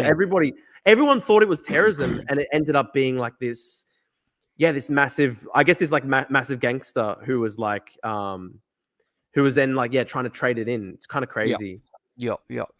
Fuck it for sure. Yeah. Oh, it says there was 11 people inside Long Bay for terrorism offences. Wow, which is they got the AA, but you wouldn't classification. So anti-Semitics, makeshift flamethrowers, Molotovs, fuck, all sorts of. David Hicks. Oh yeah, someone just mentioned him in the chat. It was a result of a plea bargain. Max is defending him. He thought he was doing the right thing. Nah, Max, I don't think that's the case at all. I'm pretty sure this guy like was deliberately trying to. Like he was deliberately trying to like scare people to then get reduction to a sentence. Like he had. They put in the caravan like directions to a synagogue. Like obviously they were trying to scare people. Like I do not buy like that whole thing. Like he was just trying to do the right thing. It's kind of crazy because I remember it's kind of bullshit because I remember when it came out that it was a fake terrorism plot. Everyone like all these lefties and stuff like that online were like going like, oh my God, this proves it was like Israel did this as a fake to make people scared about anti-Semitism and stuff like that. It's like, but it was actually like a Turkish guy who was a criminal who was trying to get a reduction to a sentence. Like it wasn't Israel. It was just like a random Turkish guy. Yeah. Max says Drew watched the That was a famous Turkish Comanchero. His name was Arkan Ayak. And he was Australia's most wanted man from Istanbul. Like Australia's most wanted man with Mark Buddle. These guys were like on the run for fucking years, bro. Years. Was he like the biggest drug dealer in Australia or something like that? Yeah. Still is, bro. I'm pretty sure Mark Buddle is dead, but yeah, the Arkan bloke is. Comancheros are definitely easily one of the biggest fucking bikies. The bikies we have. Oh, by the way, guys, I've just turned 26. Very funny. We've hit midnight. I'm now good stuff. I didn't think I'd be streaming, but good stuff. It's good fun. Happy birthday, Bella. Thank you, bro. Thank you. Good stuff. Good stuff. Nice. Yeah, no, it's good. We're grinding out the streams, bro. Let's watch a little bit of this. So Max Super said, put on the four corners with explosives. Yeah. And mate, James Patterson and Sky News hyped up the story. He did it to get time off a sentence. You can literally watch the interview. Dude, this guy was like, I mean, depends. It doesn't matter how you wanted to get or why you wanted to get it off your sentence. Right. I mean, I know. Yeah. Thank you to the chat for saying happy birthday. Thanks, guys. Mass casualty event. There's only one way of calling it out. Thank you, and that is Andrew. Thank you, terrorism. King of Corinth. I'm suggesting the 14 incidents and also the caravan job are all being orchestrated by the same individuals. I think this is actually the interview. Yeah, let's watch it. So they actually went to Turkey and interviewed him, which is crazy. Which I'm actually surprised they did that, right? I'm pretty sure he's like one of the most wanted 4 weeks guys in ago, Australia. bro. Yeah, Oh yeah. wow, I didn't think it was that. Yeah, okay, that's intense. That's crazy. Yeah. Don't spend your birthday on Twitter. I'll try not to. I'm I'm gonna get Hassan to say happy birthday to him, guys. Oh yeah, I still got stupid uni assignments I've got to do tomorrow. Initially achieved what it set out to do, which was great fear and terror in the Jewish community. It's crazy they went to Turkey to interview him. But the public wasn't getting anything like the full story. Oh, this is a good question. Do the Greens have any traction in prison because they're soft on crime, Alex? No, That's a no, funny they question. don't. They do not at all. They don't. No. Even the people that the Greens are trying to fucking help get out of there, the everyone in jail just hates the Greens anyway. Like, just, That's pretty fuck funny. them. I can't imagine people like Spanian being like big fans of the Greens. You know, like No, not at all. Not I at remember. fuck at all. I remember when Spanian got cancelled for a bit because he was getting. I think he was screaming about gay people on Instagram or something like that. I don't know. He got cancelled a bit. I mean, fuck. Here's to 100 more birthdays. Amen. Nice. Even when Let's the watch news this. broke, police strongly suspected that the caravan was not intended to be used in a terrorist attack. That would only be revealed 6 weeks later. And watching all this unfold was Said Aka.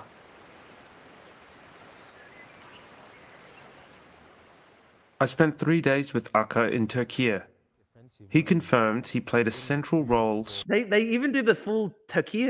Good stuff. sourcing the explosives in the Jurul caravan by working his contacts in the Australian underworld. I sort of just asked a few people that I knew might have knowledge.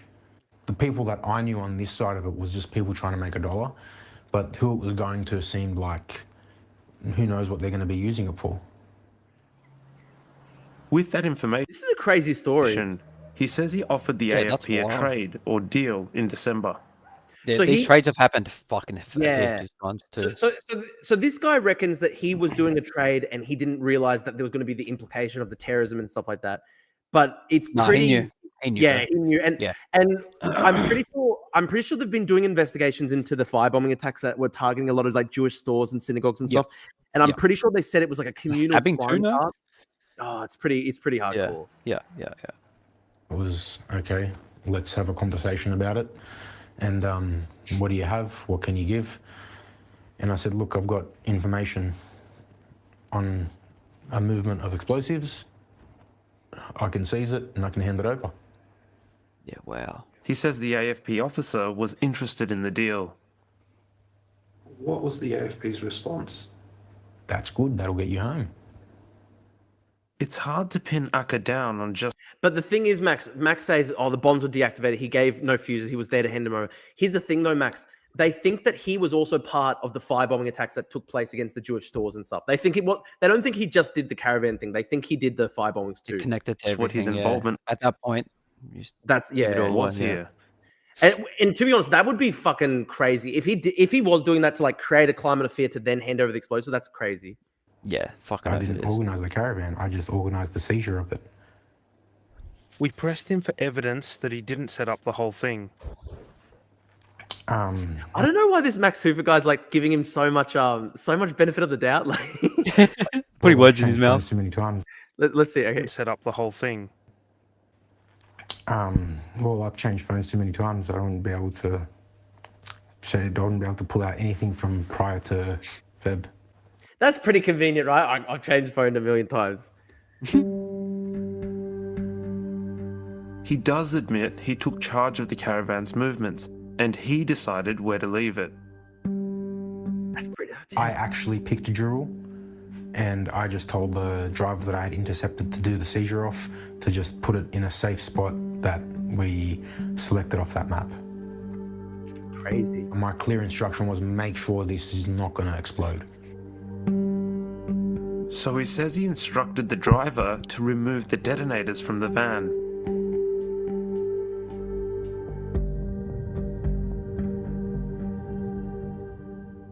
If this ends up in the wrong hands, or if a kid opens that door or if cops don't react to it fast enough, there's so many ways this could go wrong. What if the wrong agency found it and it had the detonators ready to go? I'd have a terrorism charge when I was actually just trying to get the stuff off the street for it to be able to go back home. And these were explosives that I think were really old, from like an old mining site or something like that. This is the first time we've heard that there were detonators in the caravan. Poor bloke, he's a good-looking fucking dude. He's young too as well. Jesus. And I think he was like one of the biggest. He must have been a huge drug dealer. The detonators were just in a bag on the ground, and the everything else was just on the ground. So I don't think they were connected. I think it's the fucked most up there. sinister aspect of the caravan plot was the note listing Jewish sites. Akka insists he had nothing to do with that. Yeah, if I knew that was there, I would have taken it out. Of course I would have. Look what was going on. That's pretty convenient. Like, who's put the fucking note in there? How does it benefit?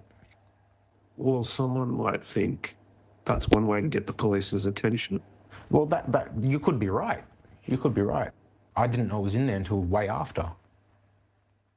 This is another aspect of... It's also interesting that this guy even agreed to do an interview, because it's like, how often do you get like literally like a criminal who's at large like doing an interview? It's crazy. His account where it's difficult to pin him down. Oh, it's interesting.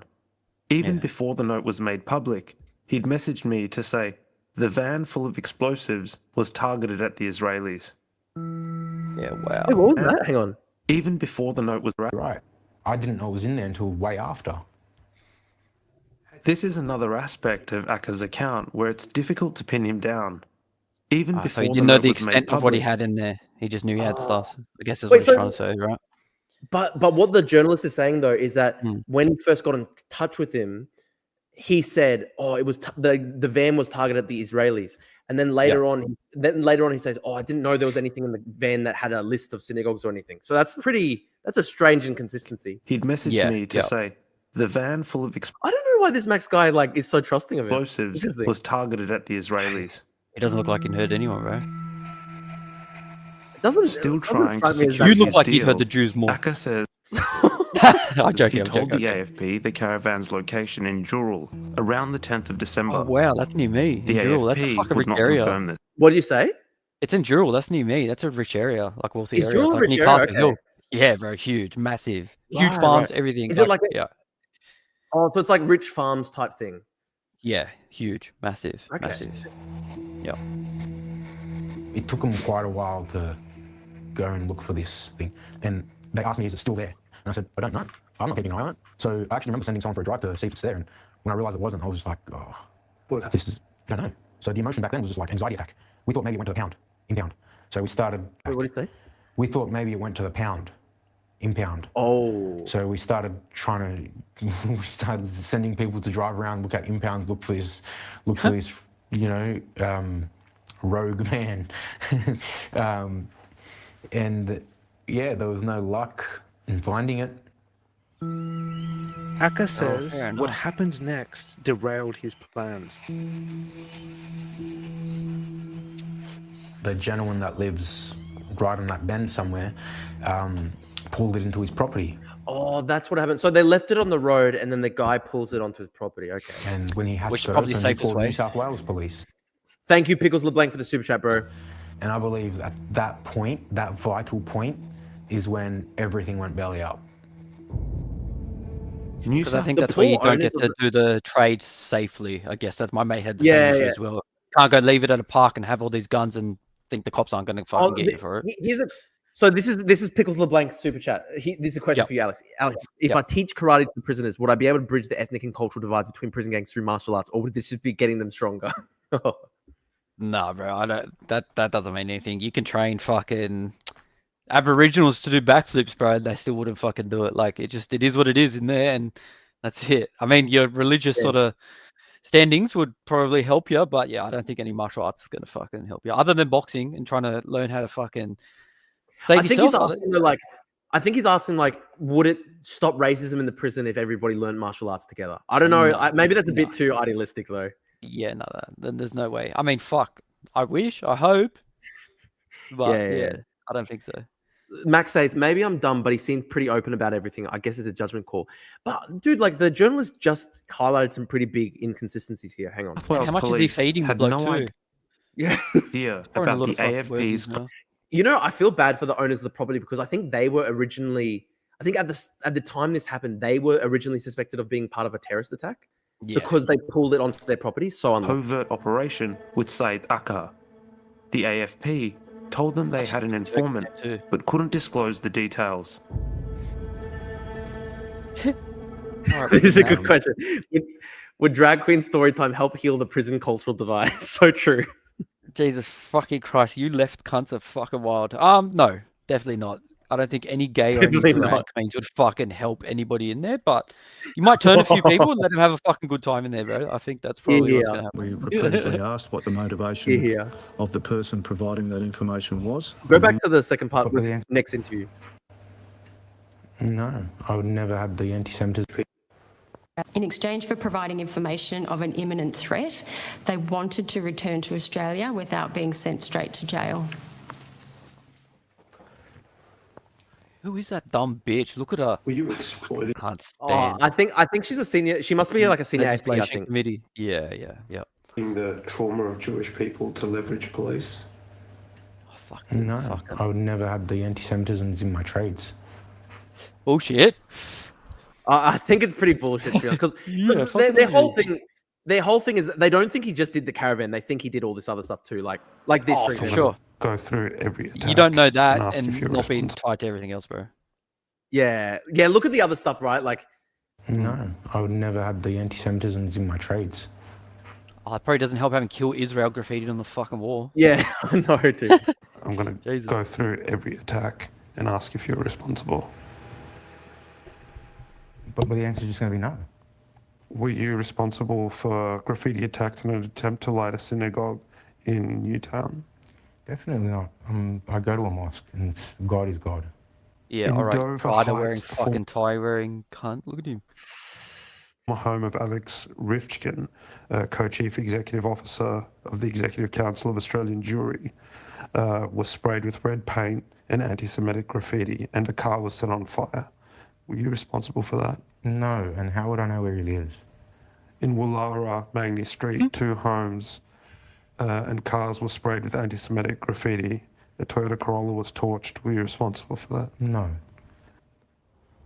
Lies. Akka Lies. Why'd they even rejected ask him if they didn't know already? involvement in any of the graffiti and firebombing attacks. That's probably what actually offends me the most, because anyone that really knows me back at home, they'd know that I would never ever take bread off someone's table. But the anti-Semitic attacks, I kind of believe him on that. Yeah, I got pretty offended by a couple of them because I know that's just not my core values. But this he's like a massive criminal. It's like my core values. Yeah, I didn't mean to hurt anyone. I just wanted to not be happy. Because he's like I'm pretty sure he's like a massive drug dealer. He's like, oh, my core values. For sure. Sits uncomfortably against Akka. That source was the wrong way around it. Yeah, I think they just literally, dude. I think they used like just The Hindu retarded one. street thugs. Like, Yeah. Yeah. They social always media would. postings in the past. This individual had made a series of anti-Semitic comments denying the Holocaust, so holy shit. So this Wow. guy has also. Oh, that's pretty. Oh, come on. glorifying Hitler. So the Oh, individual bro, posted even if under 1, an 2, and alias 3, or he did say variation. these fucking things. Like, at the end of the day, it's so hard to prove. So hard to fucking prove. Like, fuck, I could say so much shit about Drew, Hassan, everyone, but like, was there intent behind it? Do I wish harm on anyone? Like, that shit, that's so hard to prove in a court of law. I get what you mean. I get what you mean from like a legal perspective, like, you know, beyond reasonable doubt. But I think the case against this guy is pretty strong. This is a good question. Could a Jewish guy survive in Australian jail with Muslim gangs? No. But there isn't many Jews. But I don't think they'd probably they'd go well for going undercover and like pretending. But I mean, shit. There's not many Jews in Australia Of his name. at all. Yeah, there's not that many. And it was determined that it was the same individual who is now believed to be the mastermind. So this guy, he had like a history, like all these. I think he had posts saying that he liked Hitler and shit, and then then he's then accused later on of having done all this to then try and create the, I guess, like the climate of fear to then get the prison sentence off, which is like the most cynical shit ever. Orchestrator of the fire bombings and the dual explosives caravan plot. In 2016, you photographed yourself next to an Orthodox Jewish man in New York City. And in comments under that photo, you say you are going to ask for directions to the nearest Jewish oven for the fire. Oh, that's brutal, dude. That's fucked. Holy shit. What's up with the Jews in the oven, eh? And a bagel And then he goes, "Oh, anti-Semitism isn't my values." Experience. That's pretty offensive, isn't it? To allude to the Holocaust in any way as a joke. Yeah, it really is. And I'm deeply remorseful about that. Oh, deeply remorseful. Holy shit, dude. Tell us what else, brother, you've sorry for. I can't believe this guy Max in the chat was going like, "Oh, he seemed to be a good guy." Fuck, man. Max said, to be fair to Max, he said that he wasn't watching the whole thing. Okay, fair enough. Just joking around on social media back then. I actually had a lot of followers for it. And that was just my persona. I mean, see, that's when I get this too. Like, fuck, everyone's a troll, bro. Everyone doesn't mean what they fucking say online until they actually do, and they have a caravan full of fucking explosives, I suppose. Well, that's the thing, right? Like, if you have that history and then you do a fucking caravan with explosives, like, it's not going to look good, is it? You're pretty cool. Yes, I am remorseful for those. In 2018, you posted on the Facebook page for the New South Wales Jewish Board of Deputies. How did 6 million die? Holy fuck. Trust the Jews to have a fucking list of board of directories. Like, what the fuck is that nonsense? Well, it's just, I'm pretty sure it's just like the local group, right? Like oh, is I don't it? know, Oh, okay. Look, the same way like the Greek community has like community groups and stuff. That's basically I get you. And only 3.2 registered Jews in Europe at the time. Do you really believe that? That's brutal. Board of So this guy who ends up doing the caravan, like they had him in 2018 doing like Holocaust comments. That's pretty fucked up. How did 6 million die when only building a 3.2 case. registered Jews in Europe at the time? Fucking hell. This does not look good for the guy. No, definitely not. Do you really believe that? I understand it's not the right thing to say out loud, but... Oh, bruh. That's so fucking bad, dude. I understand that. Hitler wasn't probably a good guy. Fuck, man. Look, I think it is not looking good for him, I right? was just very controversial and I was known for it. But yes, I do understand what you're saying. The following day, in responses to a post... Honestly though, Drew, if you by said some the shit like this and we were told to fucking testify against you, bro, you didn't say this with intent. You said this as a joke. You were trolling. So I mean, that's what he's saying, right? He's saying he's trying to say that like, oh, I was just trolling. I was just controversial. It just obviously so unlucky that like, yeah, literally then down the track he's found with a fucking caravan of explosives. They're building this case against him. He's cooked. About vandals targeting the Jewish community by spraying swastikas on cars. You wrote, Sieg Heil, a victory salute used by the Nazis. Wow. All right, bro, this is not looking good for him. Yeah, why did you use that? I was just being young and silly. Oh, that's fucked, man. That's a good excuse, young and dumb. I don't know, it was just like banter at the time, but yeah. Just banter, holy fuck, dude. Like he's saying it's banter. He's saying it's banter, go like on a Jewish Facebook page and just do Hitler shit. Yeah. Now that we're in this time of life, in this environment, it's not the right thing to do. He's going, now I'm in this situation, it's not the right thing to do because I've got like a fucking caravan of explosives. You probably shouldn't have said those things because now I look bad. That's basically what he's saying. This is fucked up, to be honest. Do you accept that kind of banter can be really harmful and offensive? I accept it, yeah. I am remorseful. Fucking hell. Wow. Those things are so fucking scary.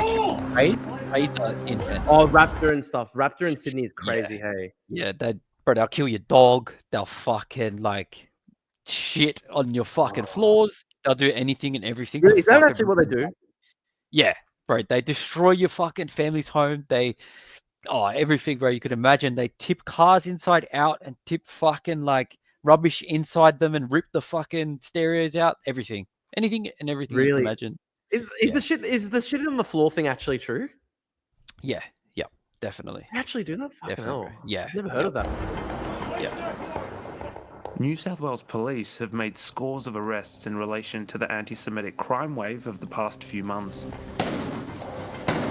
So this guy's like fucked his life because it seems what has happened here is like, it seems what's happened is that like he's already got like pretty shitty attitudes towards Jewish people, and I think what he's thought is like, if I scare the police about anti-Semitism in Australia and make everyone really scared and then turn in explosives, I'll get a good, like, I'll get my sentence removed. That seems what it's kinda. Yeah, I think so too. That seems what it's like.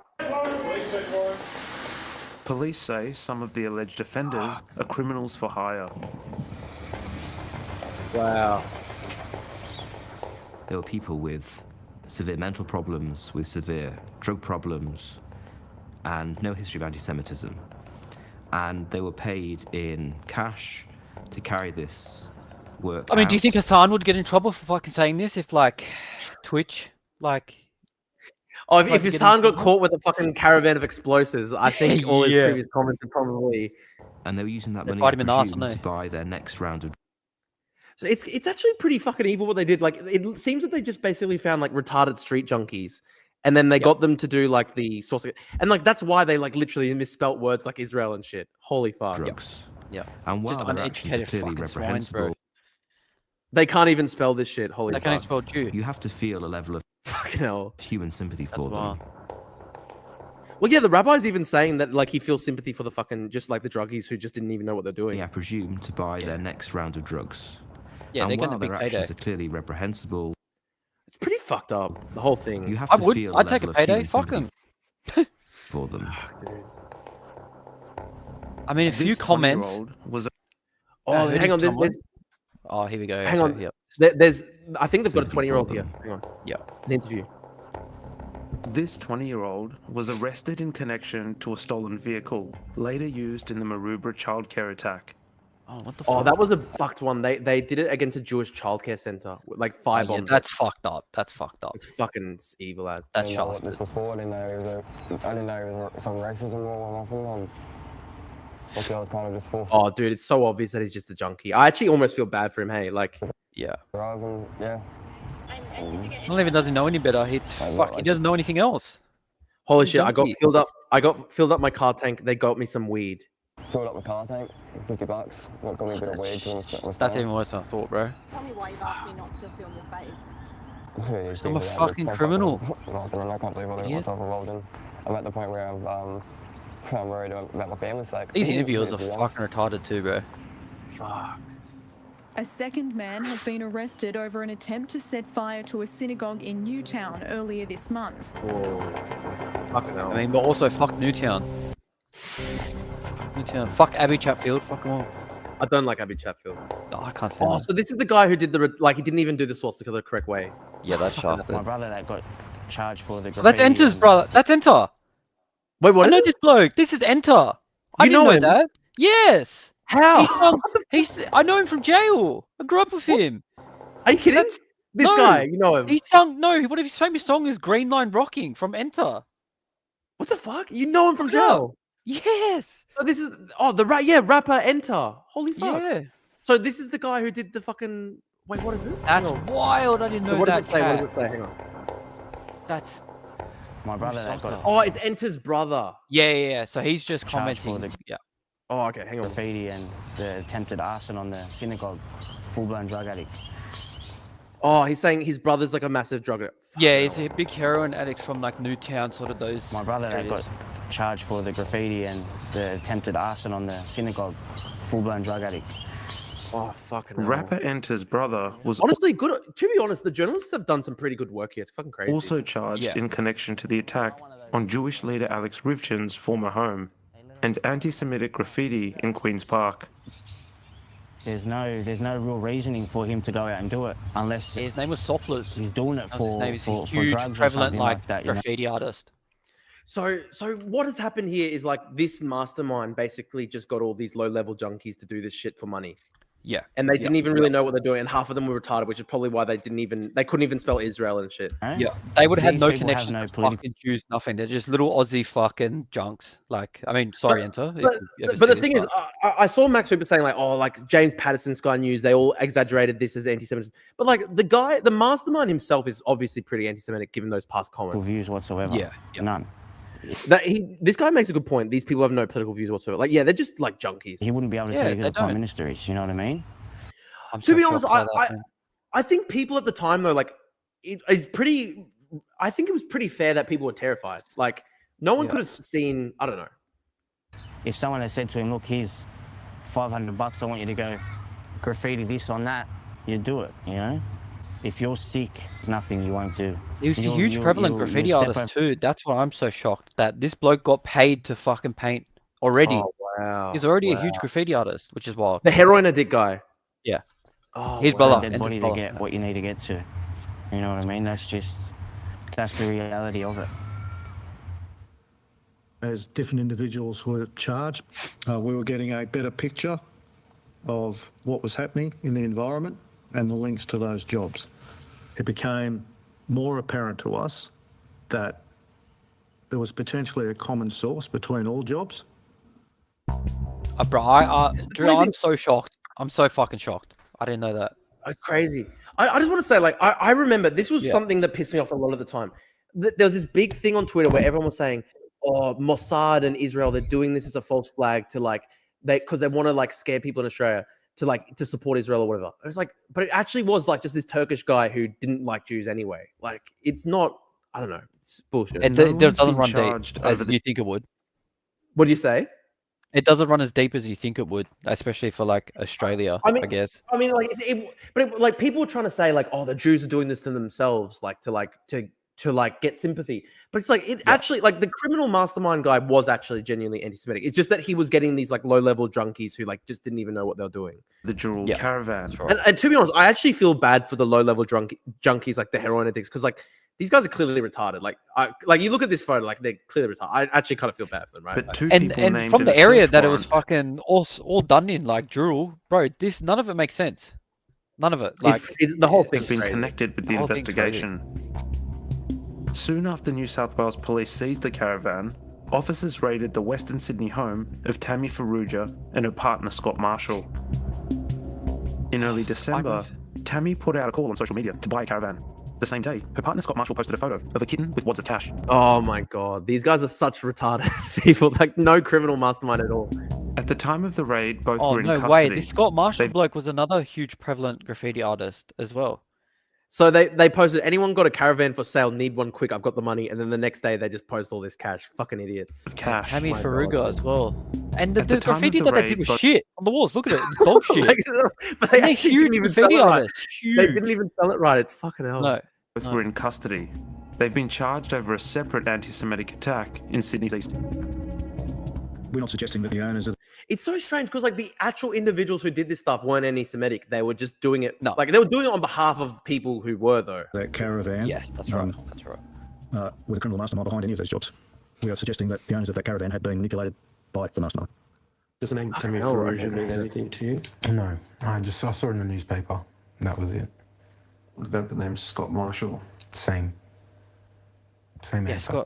Scott Marshall. I don't know what their involvement is in the other anti-Semitic attacks or in what was going on. I just saw that there was some posts made on their Facebooks.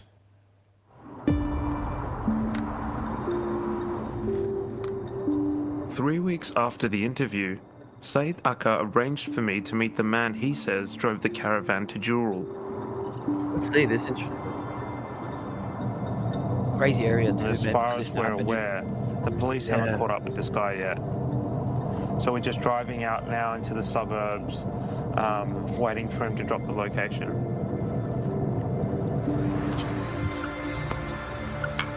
The man we're meeting insisted on not being identified. Of course.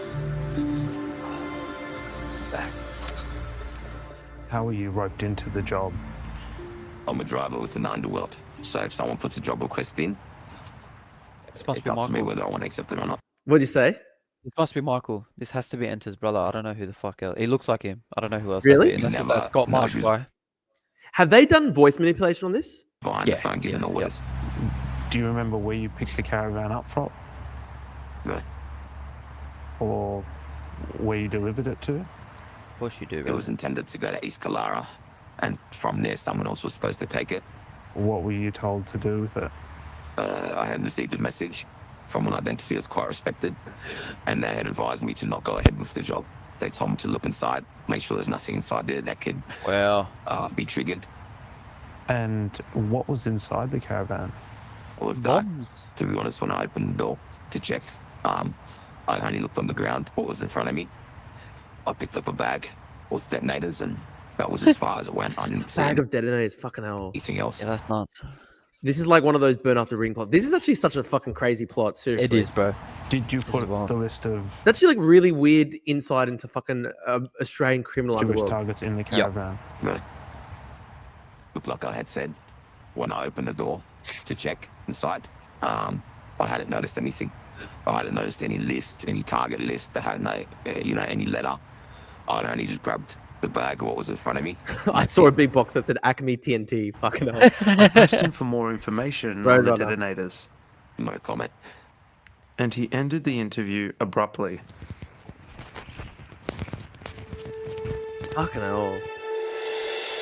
I honestly cannot believe that my mate's fucking roped into this shit. So it's not your mate, it's his brother. Yeah, no, I know the guy that's being interviewed, yeah. Enter, yeah. Neither the AFP nor New South Wales Police would speak to Four Corners. In a written statement, the AFP questioned They actually sent someone to the fucking gym to film him working out. Fucking the hell. motivation of the Oh, it's such a individual we fucking Arab interviewed. thing to do. Say It is.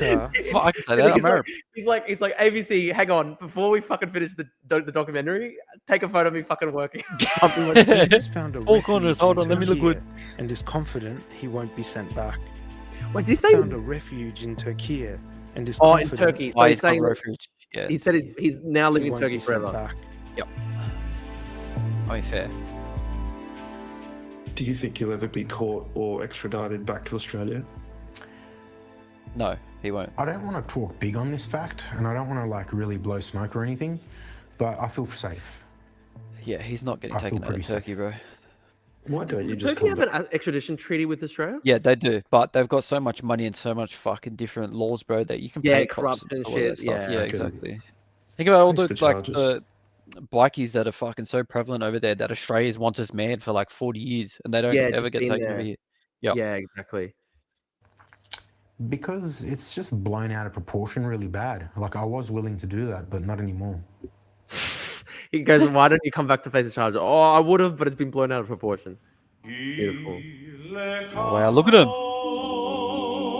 Fucking hell, though. That's a crazy story. That's a fucking Yeah, crazy that's story. wild. I'm surprised Netflix isn't going to pick it up soon. Honestly, fucking, it's just error after error. They made so many fucking retarded mistakes as well. Yeah, they did. They did. Bro, that was an awesome stream. Thank you so much for coming on, Alex. We'll definitely have to do it again, bro. Brother. Yeah, It was for very sure, for interesting. sure. I don't think I've ever talked to anyone before who's literally been in prison, so it's fucking interesting. I learned a lot. I learned a lot, man. I'm happy to teach others, man. And look, I've got so much to fucking tell. I've got so many other stories that I'm sure all of your dude, chat would love to we'll hear. definitely, bro. We'll do it again for sure. That was Sounds honestly. good. I had some comments and some people saying it's like one of the best streams we've done. So I actually fully that's agree. mad. It was fucking That's mad. great, man. Thank you. I'm Yeah, excited, man. No worries. Happy birthday too. Yeah. What do you say? Happy birthday. Happy birthday. Oh, thank you, bro. I was gonna say before we go, I'll quickly put your TikTok up again so that people can go and follow you. I appreciate it. Hang on. That'd be awesome. Yeah, man. yeah. So, hang on, guys. This is Alex Brew. If you enjoyed his stories today, you can go and follow Alex Brew on TikTok. Alex with 2 X's and 2 U's. BRUU. And then Max says definitely get Alex back on. I completely agree. Awesome. Awesome. Yeah, a Thanks, lot of guys. people say it was a good stream. Thank you so much, bro. It was an awesome stream. It's such an interesting. I appreciate it. Thank you, bro. It was very Look interesting forward to to hear many the more story. chats, brother. And good luck with Yeah, Alex Jones. absolutely, man. You're now a friend of the show, so the Drew Pavlov show love will it. definitely come to you in the future, bro. Thank you, Thanks, man. brother. Thanks so much. I'll speak to you soon, bro. Yeah, thank you, bro. See you, man. Thanks. Bye, bye. Thank you, guys. Great stream today. Very fucking interesting. Gee, that was fucking interesting. I've never talked to anybody who's been to prison before. It's fucking interesting. I have to say, it's fucking interesting. Yeah, we'll definitely do. Oh, by the way, guys. So yeah, best stream. Thank you, guys. That was actually so cool. That was a really interesting stream. I don't think I've ever talked to anybody who's gone to prison before, so I just learned a lot. It was just interesting, listening about the Australian criminal underworld is fucking crazy. Anyway, though, guys, thank you so much for tuning in. So for June 4, it's obviously the 35th anniversary of Tiananmen, as well as my 26th birthday. Matt Cole says, I got a good stream right now. Healthy prostate. Good on you, bro. Guys, because it's the 35th anniversary of Tiananmen. It's my 26th birthday too. No, sorry, 36, I think. 36th anniversary. But anyway, I'm going to be doing a live in-person stream tomorrow. So, missed most of your stream. I'll send a stick your way next stream. Okay, bro. Thank you, man. I was going to say, guys, I'm going to be doing my first like live in-person stream tomorrow at UQ for Tiananmen Square Memorial Day. Matt Curl, you should come. You should come. It's my birthday. We can do a live stream. It'll be good fun. My first ever live stream. So we'll be actually taking the camera out and about. We'll be walking the streets. It'll be interesting. We'll see how it goes. But yeah, guys, so I think it'll be 6 p.m. Australian time, June 4. People think I'm for the government when I say I'm a prostate enthusiast. Thank you, bro. Great stuff, Matt. Anyway, guys, thank you so much. I want to say also thanks so much to Max Hooper for doing the super chat. Thanks to Pickles LeBlanc for the super chat. Thanks to Andrew Hennessy. Thanks to Junbin stream. Yeah, in real life stream. Peacock. Yeah, I'm doing an in real life stream tomorrow. IRL stream tomorrow for Tiananmen Square Memorial Day. We'll film the memorial. It'll be interesting. So yeah, definitely tune in, guys. And if you're in Brisbane, come to the actual memorial, and you can be on the stream as well. It'll be fun. But yeah, thank you so much, guys. The Drew Pabler show. It's going good. This was a fucking cool episode to have a former hardened inmate from the Australian prison system on the show. Episode 51, very cool. We're 51 days into the 100-day challenge. Cheers, mate. Have a great birthday. Thank you, Andrew. Thanks so much, guys. Thank you so much, everyone. I'll see you tomorrow. And stay humble, stay blessed. God bless you all. And stay strong. The fortress of righteousness rises. And I'll see you all tomorrow. Getting more people with interesting stories would make for good content. Yeah, absolutely, man. Happy birthday, Goat. Thank you, Junbin. Thank you, guys. I'll see you tomorrow. God bless you all. And see you later. Thanks, guys.